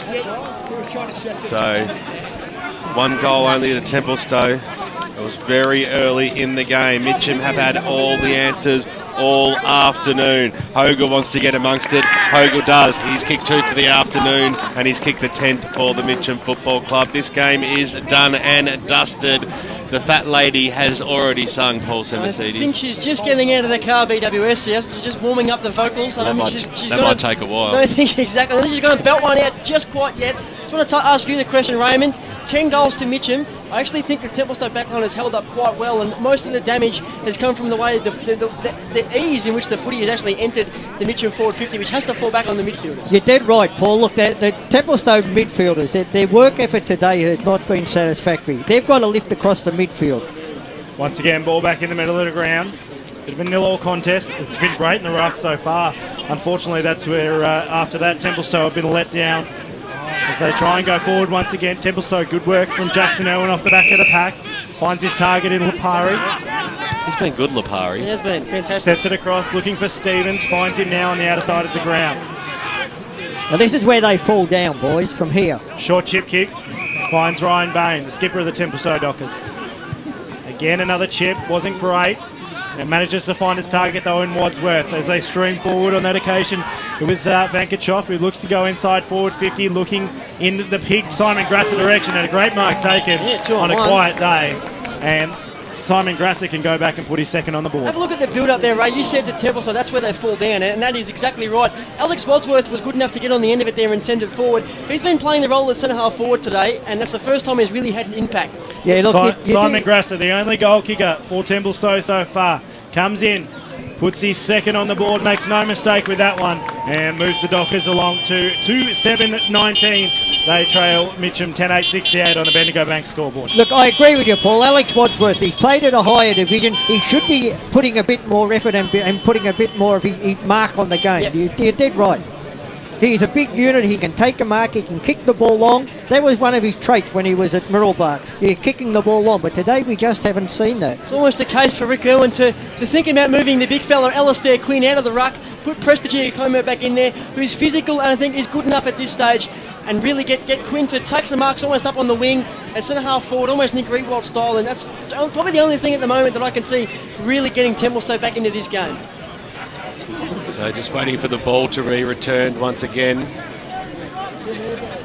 Perhaps they can ask the Manningham Council for some nets behind those. There is a net behind the goal there. Can't you see down that far, BWS? I did thought something rebounded earlier today, but I'll tell you what, the nets can't be too high because you only really just poked that through. They're as high as the goalpost. There might be a few holes in it. Maybe that's the case. A few holes in you, I think. Waverley at three-quarter time, 6:10:46, leading East Burwood 6-3-39 in a close contest. Bain straight out of the middle. Can the Dockers get two in a row in quick succession up towards the other Bain direction? Going after the football there was Taylor. Tried to get boot to ball on hands and knees. There is Lodge for the Templestowe side, trying to get up out of that tackle as the umpire comes in and says, "Give it to me, boys. We'll have a bounce." That is one of the very few times I can remember a clear Templestowe centre clearance for the whole day. Yeah, you're right. Umpire throws the ball up now, straight through the arms of Matt Mariani. Bain went after it again. Over the top is Vanderweel, and the umpire will come in and bounce it. All one-way traffic for the Bloods, 10-10-70 leading the Titans 2-3-15. Enjoying their times back at Warrandyte Reserve for their first home game of the season. Is Warrandyte enjoying season 2014 flat out as the the handball went out wide. No one could quite win disposal. Lodge came in. He was dispossessed to the football. Got a little knock on. Bain came in. May have given away a free kick for in the back. The umpire said that's exactly what it was as McEwen receives a free and takes off. Boots it on the left boot up towards the half forward line. Over the boundary line it goes. So I hope you've been enjoying the broadcast today. Not the greatest of games to call and for that excitement factor, but if you're a Mitchum fan, you'll be enjoying every minute of it as the ball went straight through the arms of Whitnish. Templestowe won the reprieve. Kick goes up inside forward 50 and a good dive to knock away the spoils from Aaron Miller over the boundary line and out of bounds. Grasso with 2 to beat again. He's had to deal with that all day. They've done fantastically working as a team. The Mitchum defence not getting him one out at all. So umpire to bring the ball back in. Looking to finish off this third quarter on a high is Templestowe. And keep slight hopes alive. Matthew Bain sees it over. Saw Mitchum kick 8 goals to none here one day against Templestowe in the last quarter to overrun the Dockers, so never say never, BWS. I'm saying that He's saying never. There ain't a fat rat's chance of that happening. Seymour as the umpire throws it in. Lodge, who's been lively in the last couple of moments or so, gets boot to ball, but only as far as Lee Warren. Good left foot kick, but elects to go for the handball this time as they switch the ball across the defensive goal line. Johnson takes the mark. Might go back into the middle here. They're mucking around with it, Mitchum, and the ball goes over the boundary line and out of bounds. Dyson Baker, some more around the ground scores. From all reports, Knox up by a point against Noble Park at three-quarter time. 8-point lead to Blackburn over Vermont and a 7-point lead to Croydon over Mooroolbark. Well, Ray Baird just giving the old high tens, hearing that score about the Knox Football Club. I don't think that's too fair on Noble Park, but nonetheless, as the ball comes out towards Bolterate, got the handball away. Kick goes up towards centre half forward, and the mark has been taken there by Jeans. Got the handball away. Now Templestowe, another chance to go inside, forward 50. Nicely done there by Prestige Como to get the little handball away. Templestowe shot on goal by Lodge. Well, I said he's had a purple patch over the last few minutes, and he's managed to put a goal on the board. Great score there by the Templestowe Football Club. That's their third goal of the afternoon. Their second goal kicker for the day. Lodge gets his first. Look at him really get around him, fellas. Fantastic story. Billy Lodge was part of that 2012 Under-19s Premiership side on senior debut today. He would love that. Just probably the start of a pretty long senior career in the Eastern Football League, I feel. He's a fantastic young player. Look, the last 3 or 4 minutes, Templestowe, look, you can't doubt their endeavour. They've had a lot of the ball in the last 3 or 4 minutes, and they've kicked the goal or so. So, look, they could get back into it. Confirmation on that Knox score, 6-5-41, lead Noble Park 5-10-40 at three-quarter time. What a cracking game out there at Knox Gardens Reserve. Back in the middle here at Templestowe Reserve. That's a nice lead still to Mitchum on the Bendigo Bank scoreboard as we cross 27 minutes in this third term here on EFL Gameday. Make sure you tweet us here at Footy EFL or Eastern Football League on Facebook. Ball thrown up once again in the middle of the ground, and there's the three-quarter time siren. And Mitchum still holding a handy lead at three-quarter time, having it all their own way. Mitchum 10-8-68, leading Templestowe 3-7-25 on the Bendigo Bank scoreboard. We'll be back with the final term and more here on EFL Gameday. Had an accident on the field? Head straight to Ikira Urgent Care for immediate medical treatment, and you won't have to wait.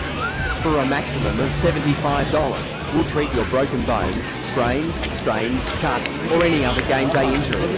Walk in at 157 Scoresby Road, Baronia, or call us on 9839 3333. That's 9839 3333. Ikira Urgent Care. We have you off the sidelines in no time. Station sponsor. Good news, boys. It's 20% off to travel on Eastlink on weekends and public holidays with a car tag. So, with the money you'll save, you'll have enough. Enough for what, Coach? My birthday present next week. And I have my eye on some sparkly gold footy boots with some pandas on them. Get a breeze tag and use Eastlink, the quickest way to get around Melbourne's east. Arrive fresher, play better. Eastlink, it's time better spent. In sparkly boots. Program sponsor. Radio Eastern 98.1. It's 2:04. Barry Cott's back here in the studio and we'll return for the last quarter on the Templestowe and Mitcham game in just a moment. It's time to check some more AFL scores. And the game this afternoon at the MCG is between Hawthorn and St Kilda. And as I said earlier, it's all been one-way traffic for Hawthorn. What away. At three-quarter time, it was Hawthorn 21-9-135, leading St Kilda 3-4-22. That's right, 3-4-22. And that would be a 13-point lead to Hawthorn. Now it's currently the 9-minute mark of the last quarter, and it's Hawthorn 24-10, 154. To St Kilda 3-4-22. Goal kickers for Hawthorn. Jared Rucker has 4. Also 4 to Ryan Showmakers. 4. And Bruce has 3. Major goal possession goes to Hawthorn. Burgoyne 30, Birchall 28, and also Hodge 28 to St Kilda. Billings, Montana and Stanley have 1 each. And better possession goes for Saints as Montana with 32 and Stephen with 27. And the other game is up there in Sydney this afternoon. It's between GWS at the Sydney Showground. Port Adelaide, and it's been Port Adelaide most of the afternoon. It's Port Adelaide at the 22-minute mark of the third quarter, 12-8-80, leading GWS 9-6-60. Goal kickers for Port Adelaide. Moncrief has 3, Pollack 3, and Schultz 2. Major possession getters, Pollack 23, Kearns 22, and for Greater West Sydney, goal scorers, Palmer has 2, also Pat has 2, and 1. Possession getters, Ward 24, and Kelly 18 for GWS. And our twilight game this afternoon is between Adelaide and Melbourne. That gets underway at 4:40 at the Adelaide Oval. This is EFL Gameday. We'll be back with more in just a moment. What song would you like played at your funeral? Oh, it's got to be A Long Way to the Top. Acadacca. Yeah, Just the Way You Are. Billy Joel. Love that song. Oh, the Collingwood song. Good old Collingwood forever. How about Return to Sender? Music is a must at funeral services. Certain songs say so much about a loved one's personality and the defining moments of their life. The best way to ensure they play the right song at your funeral is to have a fixed price funeral plan. Find out more at tobinbrothers.com.au. Tobin Brothers Funerals, celebrating lives. Program sponsor. For the best EFL rap on radio, don't miss Akira EFL Sunday from 10 till 12 every Sunday morning on 98.1 Radio East. Ben Warren Smith and the team bring you all the final scores, goal kickers, best players and ladders following a big round of EFL footy. The gang also talk to winning coaches, players and special guests, bringing the final scores from all seniors, reserves and under-19s matches. Akira EFL Sunday, going live and local for your footy from 10 every Sunday on 98.1 Radio East. Saturday Game Day continues. Let's head back and go local. Welcome back to Templestowe Reserve here in Templestowe, Porter Street in Templestowe. If you've got time, there's still half an hour of football left, and hopefully the Dockers can make the most out of that final term. It is currently Mitchum leading 10-8-68, Templestowe 3-7-25 on the Bendigo Bank scoreboard.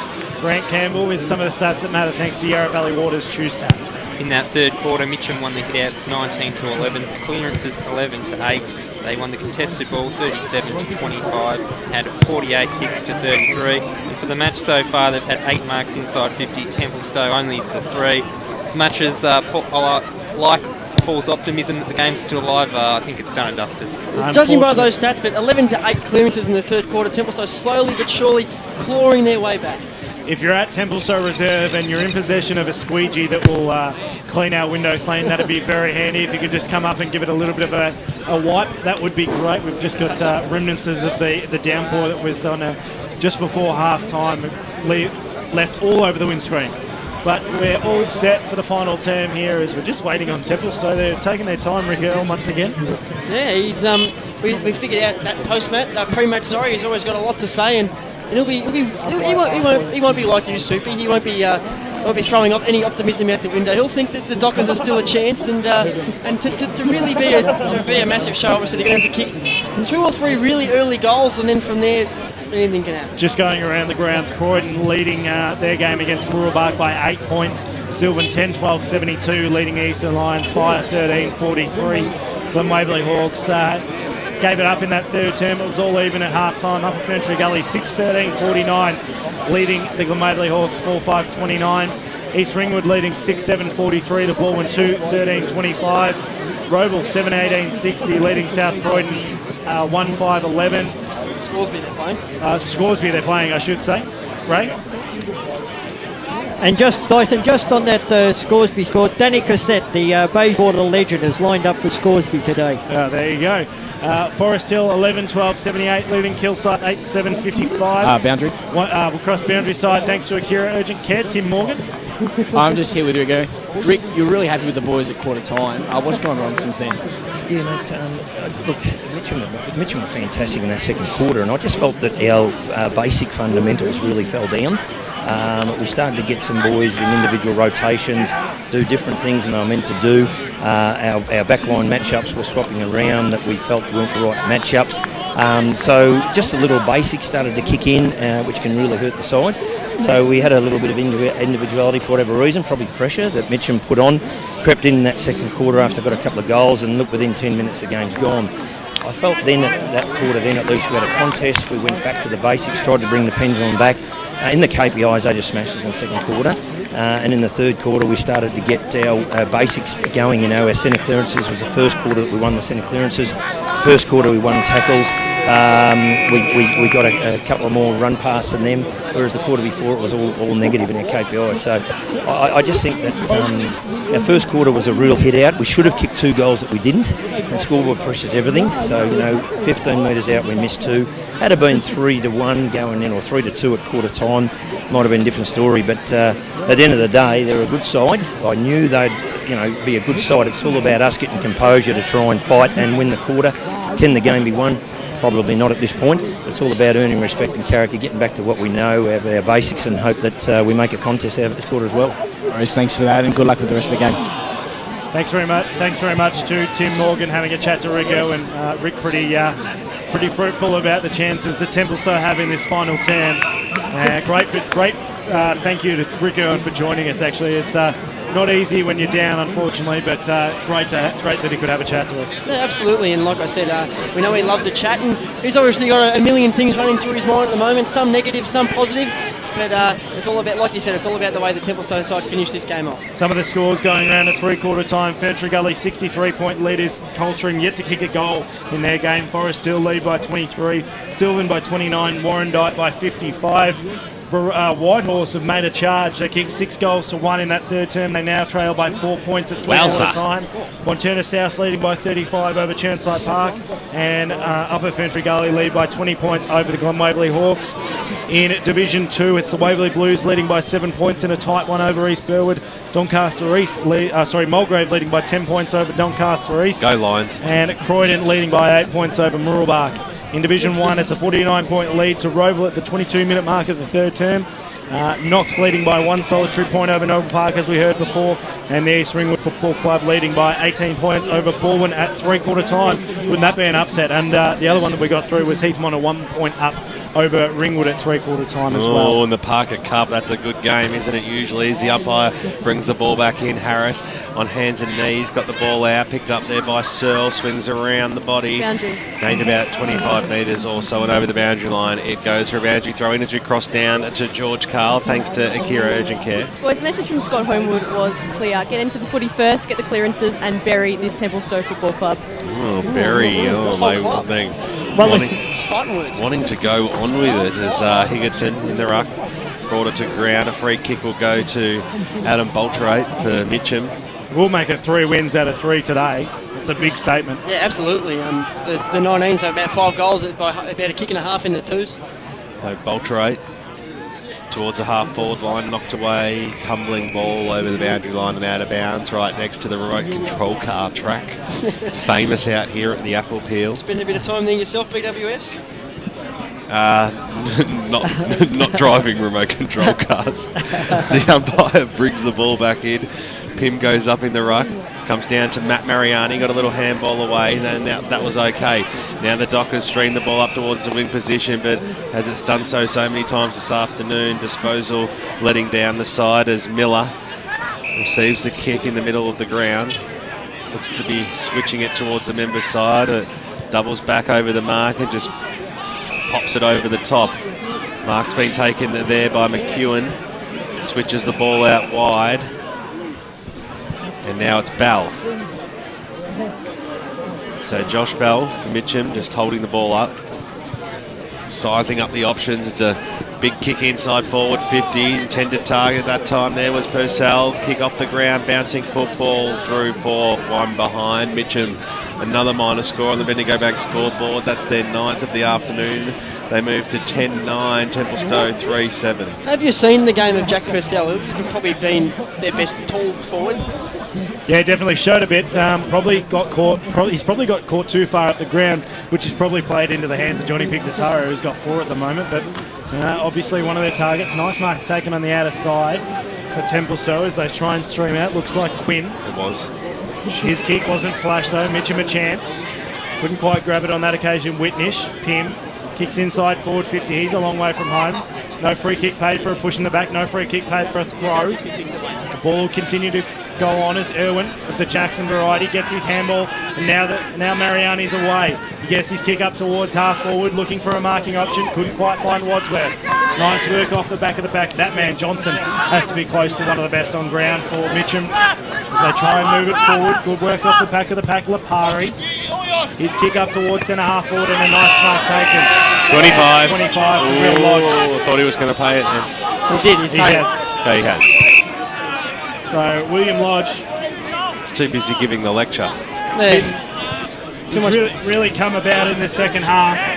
Kicked a goal in that third term and will line up from about 40 metres out to kick his second and his side's 4th of the game.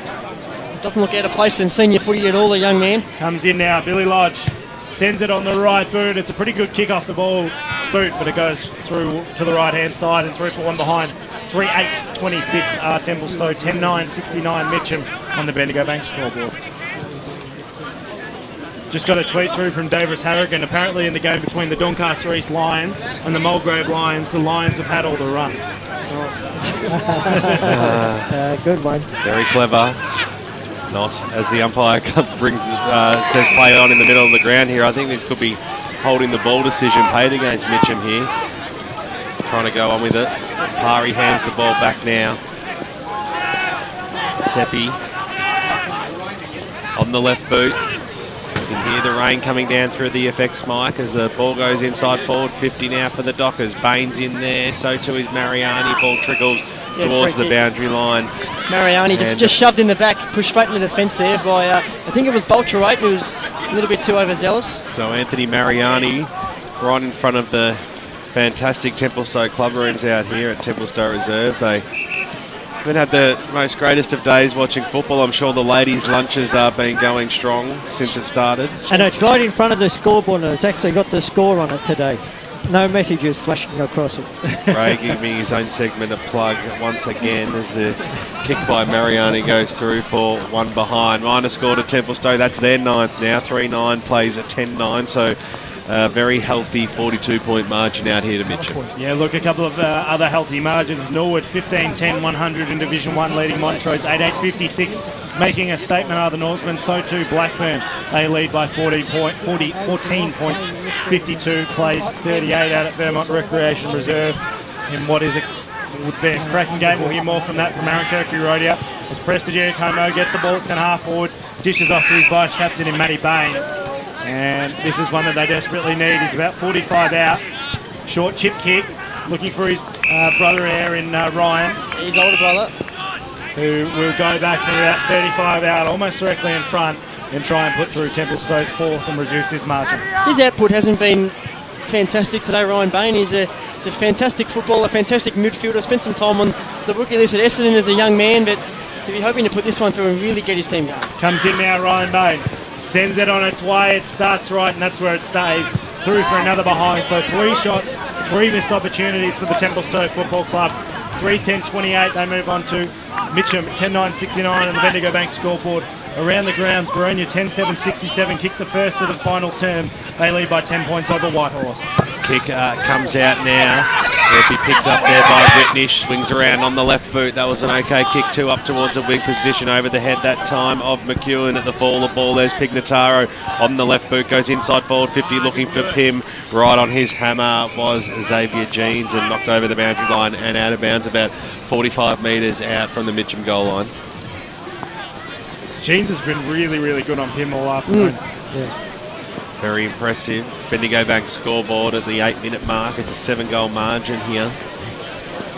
Mitchum have won this game of football. There's absolutely no doubt about that, as the Melbourne weather cannot make up its mind, as traditionally does so, as the Dockers seem to have the numbers at the bottom of the pack. That was well done there by Seppi. Got the handball away there to Mariani.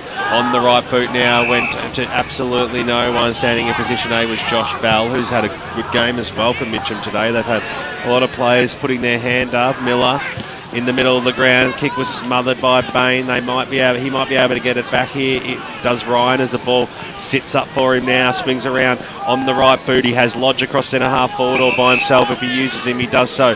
The switch goes further afield now to Matthew Bain. He takes off. Sold a little bit of candy. Touched the ball on the ground. Wants to go on with it. Needs to move it fast. He does so. Spots up a target in Anthony Mariani about 45 metres out from goal. And this will push him absolutely every inch of the way. It's probably just his range, but with a heavy football and tough conditions, it always makes things difficult. Mariani he just tricked everybody in the end. The short pass was on, but it didn't pay off in the end. Mitchum have the numbers. The kick goes out towards the wing position. McEwen chases after it. It's a hard-fought race between him and Prestige Como, who eventually sees the ball trickle over the boundary line and out of bounds. A lot of respect for the people standing out in the crowd today. Brollies and all. It's very, very tough conditions. Welcome to the EFL Media Team, Tim Morgan. Your first go on the boundary line. One of the wettest days Melbourne has seen in years, as the umpire brings it back in again. Picked up nicely there by Jackson. Little handball over the top there. Whitney's kick was smothered, then laid his own smother again, but the ball ricocheted forward now for Templestowe. Picked it up there, or almost there, by Mariani. Got the little handball away. That was okay. Good play there by Seppi. Tried to spot up Mariani again on hands and knees. Down there was Higginson. Well done by the big man. Mariani gets it back. Oh, they're mucking around with it a little bit here as Vankachov came in at the back of the pack. Mitchum through the big man there. Pardon me, in Higginson. Trickled the ball over the boundary line and out of bounds. That sums up the day for the Templestowe Football Club. They were off and running. They had a good chance to score then, and just one handball too many. Irwin has it. 70 metres out from goal. There's only really one place to put this, and that's about 20 metres out from the big sticks. That's where everybody is. That's where the kick goes. There's been a free kick paid, and Grass is asking, why are you paying it against me? He was the man at the back of the pack. He was the man doing a little bit of holding, and the free kick will go to Daniel Johnson. He's got to be one of the best on ground, surely, at the moment, Seymour. Oh, look, I think the way the Templestowe have come inside 50, you've made his job a little bit easier, but he's certainly no easy task keeping Simon Grasser to 2 goals. Mitchum stream out of full back, and they get up towards half forward, but the ball sent over the boundary line in front of Petrarca. And we'll have a boundary throw in just in front of the Mitchum coach's box on the outer side. Cross boundary side, thanks to Akira Urgent Care, Tim Morgan. Yeah, BWS Live, Melbourne has made up its mind and it is going to piss down with rain. It is miserable. There's nothing fun. Blow the siren. Great to see Tim Morgan and Georgina Carl having a great time down on the boundary side, thanks to Akira Urgent Care. Romantic as it can as a first date. As Mitchum look to try and clear a bit of congestion. Can't quite do so. Oh, that's a throw. Just looking to try and clear it out. Good work from McEwen. He's put his head in over the ball all day. Jackson Irwin gets it out to his vice captain there in Matty Bain. They're still trying to work it out. Bain once again has it, decides to go wide, looking for a target. Great work getting in and under on that one was Miller. He's been good today as well, Yeah, Miller. he backs himself in. Mopped up almost everything across half-back for the Tigers. Short chip kick finds Bell. He's got McEwen on short. I told you it's a horrible haircut. He's kicked a ultra late, misses the target, goes over the boundary line and out of bounds. We'll go around the grounds thanks to Will Taylor. Yeah, Division 4, Fenchurch Galley by 63 points over Coldstream. Coldstream only 5 behind so far. Forest Hill by 23 over Kilsyth. Park Orchards by 102 over Surrey Park. Sylvan by 29 over Eastern Lions. And Warrandyte by 55 over Nuttawading. Big margins there. Mulgrave up by 5 points at Zerbies. Great mark taken on that occasion by Aaron Miller. Definitely putting up his handful best on ground. St Kilda's losing by 145 points to Hawthorn in Hale. Kicks out to Petrarca on the outer side. Shows where your football club's at, Benmore and Smith. As Mitchum go inside forward 50, ball trapped over the boundary line and out of bounds. Whack BWS day, that's for sure. That's a nice little dig. So we'll have a boundary throw in. And Donny East is down as well. A little bit of action happening in the background there from Giggles. No, it wasn't. Well, it came from somewhere, that's for sure, as the ball comes back into play. Short passes on to Whitney. She had to attack the football. He let it come to him and he was smart enough to be able to retrieve it in the end. Little handball back, that was okay. Kick inside forward 50 now towards the Bolterate direction. Bell at the fall, the ball swings around on the right boot. It came off the side. It goes in towards the forward pocket, reaching down and taking a strong mark there was Jack Purcell.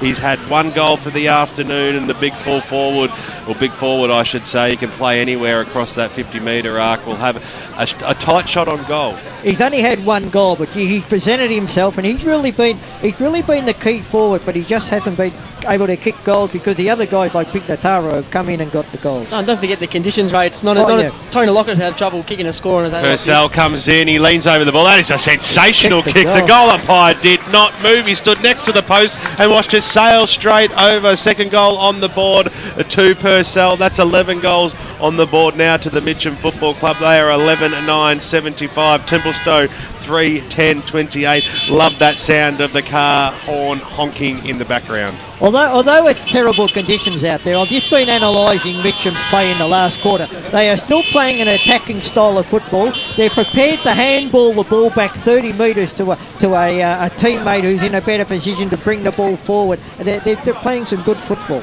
We can test our ratings a little bit later. We'll get the cast to shoot if they're actually tuning into EFL Gameday here on 98.1 Radio Eastern as Mariani clears out of centre field, gets it off to his brother, and now a chance to stream forward on that occasion through Lipari, looking for a target in Simon Grasser. Can't quite take the mark. Ball spills out the bottom of the pack. That man, Aaron Miller, once again clearing up off half back. Gets his kick out, finds his target in Warren. Drops the ball seen over the boundary line and out of bounds. Will Taylor scores from around the ground. Division 3, Upper Fenchurch Galley by 20 points over Glen Waverley Hawks. Ringwood down by a point over Heath by 1 point. Mitchum, of course, in the radio game was in front by 43 points. The Basin closed in now. 14-point leaders, the Basin over South Belgrave. So is Wanchurn South, 35-point leaders over Churnside Park. And Whitehorse, a bit of a late run at the moment. They're leading by 4. Wow. It's a nice close game out there at Whitehorse and Moronia. Fantastic work. We'll get the Division 4 scores as well while we're at it, Wilbur.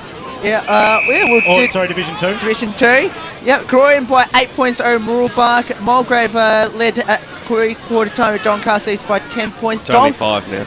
Doncaster by 15 over North Ringwood. So Doncaster on their way to a win there. And the Waverley Blues by 7 over East Bellwood. As Lipari gets the ball at half forward.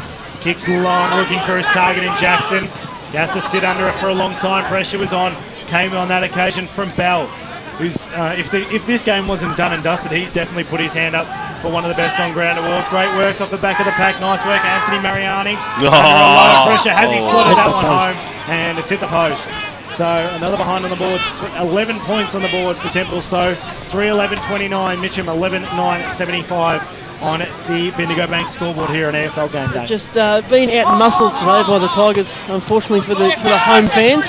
Johnson kicked out towards the Bolterate direction. It was picked up there by Bergen for Templestowe, snapped it inside and then picked and marked by McEwen. He went on with it. His kick was half smothered across the half back line. He might get another chance of it. Matt Mariani went in, little toe poke off the ground there by Matthew Bain and been hit very hard as well. It was Miller. It was an immediate apology. It was an accident. So you're happy seeing that in WWE? It wasn't bad, though, was it? Straight up was the skipper, though. He's a tough nut, Matty Bain, as he switches the play. It was a good kick across the half-forward line. He was looking out there for Wilson. He couldn't pick the ball up, and now Mitchum have the chance to go forward up towards the Pym direction. Right on his hammer there is Stevens. He'll be the first one to meet it. Pym goes after it again, diving on top of the football. There was Irwin, couldn't quite trap it. It's a slippery football. The umpire, you would think, will come in and eventually bounce this one. But calling play on as it scoots through the legs of Lapare. And we will have a bounce. Tell you what, Matthew Stevens is starting to put his hand up. I mean, I know it's a pretty comfortable lead to Mitchum, but he's been one of their best as well for Templestowe. We've announced about 8 players for best on ground today. Dyson Baker as the umpire throws it up. Quinn got the knockdown straight into the arms there of McEwen on the opposite boot, the right that time. Snaps the ball inside forward 50 at the back of the pack. Snap over there and a goal to the Mitchum Football Club. And then that goes straight through for Robert Petrarca, who kicked his second goal of the afternoon. It was a handy one too on the left boot. Sorry, my mistake. It's Johnny Pignotaro. I thought it was. That's goal number 5. You threw me under a bus, Dyson Baker. But speaking of the side that will be flying first class, not catching any buses, is the Mitchum Football Club as they surge forward in this game. Tacky, I know. Shocking. Every time that Mitchum go forward, particularly in this last quarter, they have the ability to score, whereas Templestowe, they get it inside their 50, but they leave it there for 3 or 4 minutes, but they're unable to kick a goal. Have a look at the first 3 rounds, Ray. The fact that they've kicked winning scores has been because Simon Grasser and Jamie Bain have been twin towers up there, both of them in the goals. Graham Grasser kicked 2, Jamie's not even playing, and they really have struggled to find a 3rd, 4th and 5th avenue to goal. Good clearance out of the middle from Andrietta, gets it away, finds Searle. As we said, he's been pretty quiet. His handball to McEwen wasn't flash. Now a chance for Mariani to clear away. Gets it to the outer side, finds Wilson. Wilson up towards centre wing. One-on-one contest. Great work from Joshy Bell running back with a fly to the ball. Miller comes in, can't quite pick it up. Irwin can. Jackson variety. Ball sits at the bottom of the pack, centre wing, commentary side. And a nice tackle there from Jackson Irwin. You're right, Dyson. That was great work by Josh Bell there. He was going to get crunched by Mariani, but he kept his eyes on the ball and he happened to get a fist to it. So ball thrown up once again, centre wing here at Templestowe Reserve, commentary side. Jackson Irwin gets his handball away. Too hot to handle, and Jack Purcell sees it over the boundary line out of bounds. Good to see Jack Purcell having a run through the middle. Will Taylor, some of the scores from around the ground. Yeah, Division 1, East Ring by 18 points over Bowen. Knoxley, by 1 point. Norwood are leading Montrose by 44. Roval leading Scoresby by 49. And Blackburn will lead Vermont by 16. Still a bit of congestion. A few interesting scores coming in from around the grounds. As Mitchum go forward once again. Great kick off the back of the pack there with Searle, who's just started to find some form, and a nice mark taken by Templestowe at the last line of the defence. Comedian. From Comedian, who's been pretty quiet since half-time. Shoes tap match stats, Grant Campbell. Inside 50s, 12-7 in favour of Templestowe. You get Templestowe goals for the quarter. Always sharp is Grant Campbell, thanks to Yarra Valley Water and the Shoes tap match stats. As Templestowe try to clear, they've only found Lucas Marrow, who plays on. Short chip kick up to the top of the goal square, doesn't find its target. Plenty of numbers at the fall of the ball. Templestowe still under pressure, trying to clear away. Can't quite do so. Still working Lapari. He's put his hand up. There's another player who's trying to work Templestowe back into the game. Another one for best on ground, Doss. It should just be a rating system of all 44 players on the ground. No, I think Dyson should just pick who's not going to be best on the ground. Waverley Blues are on the board in season 2014, winning 10-17-77 to Eastfield. Wow. 6-3-39. Where does that leave the Rams at the moment? That does not surprise me because that Division 2 is so close. Kicked 4-7 to no score in the final term to run out winners in that one. Yeah, I think they felt the after effects of having no one on the bench last week against North Ringwood, the Rams.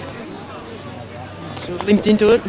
So Marrow comes in now from about 50 metres out. He gives that a bare old roost too, but he pushed it to the right-hand side. Minor score, number 10 for Mitchum as they move to 12 goals, 10-82. Templestowe 3, 11-29. For all Mitchum's dominance, it's 22 scoring shots to 14. Like Templestowe have had their opportunities throughout this game. Just never looked damaging as they've gone forward, though. That's probably the main issue. There's no worry in getting it up forward. We've heard that from Soupy today. They've been quite even in the inside 50s for much of the game. They just haven't been able to convert those inside 50s into goals. Anthony Mariani goes short to Bain of the Ryan variety, who in turn goes to Matt Mariani. Short passes on. They work well, these brothers, but the kick wasn't too crash off. But Matt Mariani came back in for support. Charging through there was Pim off the ground there by Ryan Bain. It was clever enough to find Vankachov on the right boot now. Surges the ball up towards the wing position. A fly at the back there by Wilson, but it's went straight into the arms of Andreatta. Got the little handball away, but he was put under enough pressure there by Wilson to force the boundary throw in true centre wing position. Gives away about 4 foot, Jesse Wilson, but he's still been pretty determined all day. Yeah, he runs like the wind. Mulgrave lead by 2 points at the 17-minute mark of the final term out at Zerby's reserve as free kicks paid to Templestowe and the advantage goes onwards as the ball is fisted over the boundary line and out of bounds. Josh Bell's had a fantastic game today and rightfully applauded by the fans as he knocked that ball over the boundary line right in front of us here on the broadcast position. 23 minutes gone here in the final term. Big margin to Mitchum as the umpire threw it in. Mariani got the handball away to his brother in Anthony. Broke one tackle, got the handball back inside Vankachov. Handball back towards the Mariani direction, but it was picked up by Bain on the right boot, going backwards to go forwards. These brothers work in arms, don't they? The Marianis and the Bains. So Ryan has it now. Short passes on, and that was better from Templestowe. Goes inboard and finds Daniel Jackson about 50 metres out from goal. He doesn't look like he's confident in the distance here. He's asking players to present themselves. Short pass is now on. It was a skewy kick. The Mitchum player was in front in the end too. Going after it on ground level there was Lee Warning. He almost copped one in the back. Eventually the ball trickles out wide. Scrambling kick up towards the wing position, towards the Wilson direction. He'll be the first player to meet it for Templestowe. Goes up towards the half forward line. The kick wasn't fantastic. Going after it there was a Robert Petrarca. Couldn't take it on the first bite, so over it goes for a boundary throw-in. Fair bit of love for Adam Boltrawhite coming from the Mitchum supporters just in front of the caravan. Had a good game so far today. Once again at the bottom of the pack, Matty Mariani. I know what you're going to say, Ben, so I'll just keep going. Great work from Dan Jackson to pick up. Off the back of the pack now, a chance to go inside forward 50 for Templestowe through Lipari. Mark couldn't, but wasn't quite taken by Wadsworth, who hasn't really had much of a showing today. And a chance to go out again for Mitchum through Josh Bell. His last quarter's been huge, Josh Bell. Up towards centre wing with a bouncing ball. It bounces well for Mitchum as they go forward through Jenkinson. Up towards the Pignotaro direction, gets around one. Can he slot this one home? It looks like it's going to miss everything. And it goes out of bounds. So we'll have a boundary throw in a couple of metres around for the Mitchum goal. There's a Mitchum supporter out there near the camera who's putting his hand up for a special commerce kick next week. He's enjoying his afternoon. Good to see. Thanks to Pokes Draft for their sponsorship of local football. The way Ray's been carrying on, I think BWS might replace him. So ball to be thrown back in. Right deep in the Mitchum forward line. A chance now off the back of the pack. Rob Petrarca for goal number 2. Sets it across to the left-hand side and through for one behind. 10-11-83 Mitchum. Templestowe 3-11-29 on the Bendigo Bank scoreboard. Goal to skipper Lee Murphy for Doncaster East puts the Lions of the Doncaster East variety in front by 4 points. Time on last quarter. Made you a bit more happy? No, he's still a grumpy old man. I've always got a smile on my face. Part of my personality. It's been, well, once again, those nets have just done their job, haven't they? Because the ball's gone missing. In defence of the nets, BWS, I think that one went to the side of the net and went round that way. I don't think that one went over. Safe to say it's one of the you can see it on the screen if you're actually watching the streaming at the moment. It actually doesn't cover it only covers if you kick straight, so it basically only goes halfway through the behinds on each side. So if you kick it a little bit skew, if it doesn't seem to work, Paul. Yeah, the nets have been a little bit redundant today, I'll give you that. Croydon Rangers have beaten the Bendigo Dragons 18-8 in Bredon, Victoria. Turning back the clock, Dyson Baker. I'm sure everyone was hanging on for that. As the ball comes out now to the half-back line. It was after Stevens. He couldn't pull it down for Templestowe. Handball went absolutely nowhere. Trying to break a tackle in there was McEwen. He's done well today, but he was nicely wrapped up in a tackle from Jesse Wilson. Fair bit to like about Nathan McEwen. He's really showed a bit. Yeah, I think he actually came second in the under-19 Division 3 comp best and fairest last year, and this will be his first full year of senior footy. He doesn't look out of place at all. Almost looked like a bit of a throw there as the ball's tugged right up on the boundary line, but we'll have a ball up. Grant Campbell, thanks to Juice Tap. Inside 50s in the last quarter, being 14-9 in favour of Templestowe. The clearances 13-12 their way. Rucks go at it and knocked over for another boundary throw-in. If you're enjoying today's broadcast on 98.1 Radio Eastern, is streaming live on www.efl.org.au and following all the tweets at Footy EFL as Higginson went up by himself virtually in the ruck. He could have nearly got pinged for holding the ball then as Quinn at the full. The ball picks it up, kicks up towards the wing position. He was looking for Bain, but he was behind the play. Bell goes in very hard, cock one high. Miller came in for some support on the left boot, goes up towards the McEwen direction as the siren sounds out here at Templestowe Reserve in a fantastic away victory to the Mitchum Football Club. They led from go to woe, didn't they? And from a fantastic second quarter, they were able to run on with a 12-11-83, Templestowe 3-11-29, so a great 9-goal performance. As they cross down boundary side, thanks to Akira Urgent Care to Georgina Carr with a very happy coach. I certainly do have a very happy coach in Scott Homewood BWS. Now, Scott, despite conditions, you've got to be happy with the win today. Yeah, no, excellent win by the boys. That second quarter, they really put the foot down and made the most of it just before the rain hit. So that's important. I mentioned that in the chat. And yeah, it's a terrific win by the boys, especially the conditions as well. 9 goals in these conditions against a side that's controlled teams to 5, 6 or 7 goals. So very pleasing by the boys. That's probably about 18 goals in dry weather, so that's a really good performance by the boys. And I think all the players on the field impressed the media team today. Who impressed you? I think Johnny Pignotaro up forward was terrific. He's ended up 5 in these conditions. That's amazing effort. But I think the mids in general, they all just kept getting in first and getting us clearances, and clearances win football. So we kept it simple today, and the boys followed instruction, and hence we get the win. And undefeated so far this year, making a bit of a statement in Division 3. Oh, look, it's very early on. It's only 4 weeks, and I've mentioned this pre-game as well. We've still got 1-2 to South next week, and then Boronia the week after. So it's very hard to tell who's who until we really get probably through that period of the game, and that period of the season will be a third of the way through the year. Thanks for your time, Scott. Go and enjoy the song with your players. Thanks very much to Georgina Carl with Scott Home with the senior coach of the Mitchum Football Club. Got some news through, gentlemen. Trent Cody kicked a point after the siren.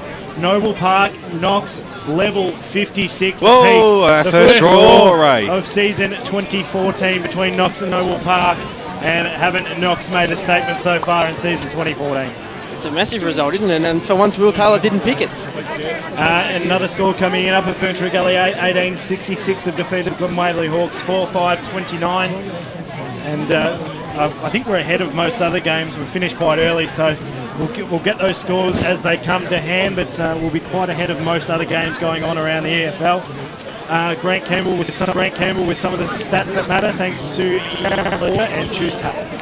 Yeah, in that last quarter, a lot of junk time disposals. Mitchum won the contested possessions, still 37-36, but the uncontested possessions went Templestowe's way, 45-16. The inside 50s, they had 14-9, but they didn't kick a goal with those 14 inside 50s, so wasted a lot of chances, Templestowe. And for the game, Templestowe kicked 1-7 from set shots. You do that, you've got no chance of winning the game. And I might give you a few more stats for the overall match just in a couple of minutes. Boronia have kicked away in other words, leave me alone.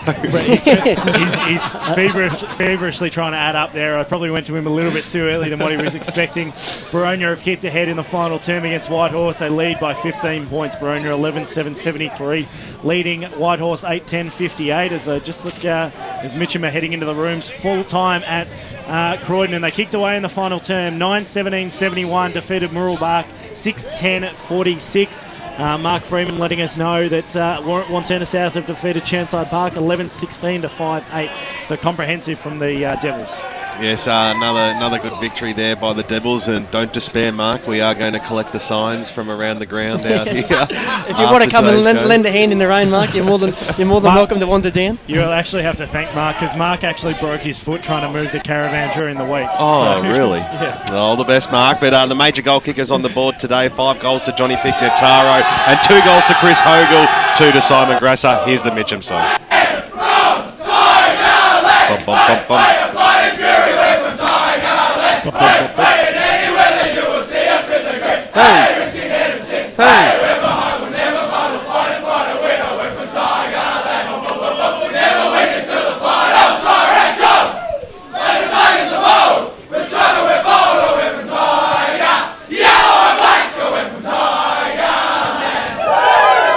Has to be the best song in football. It does the Mitchum Tigers theme song.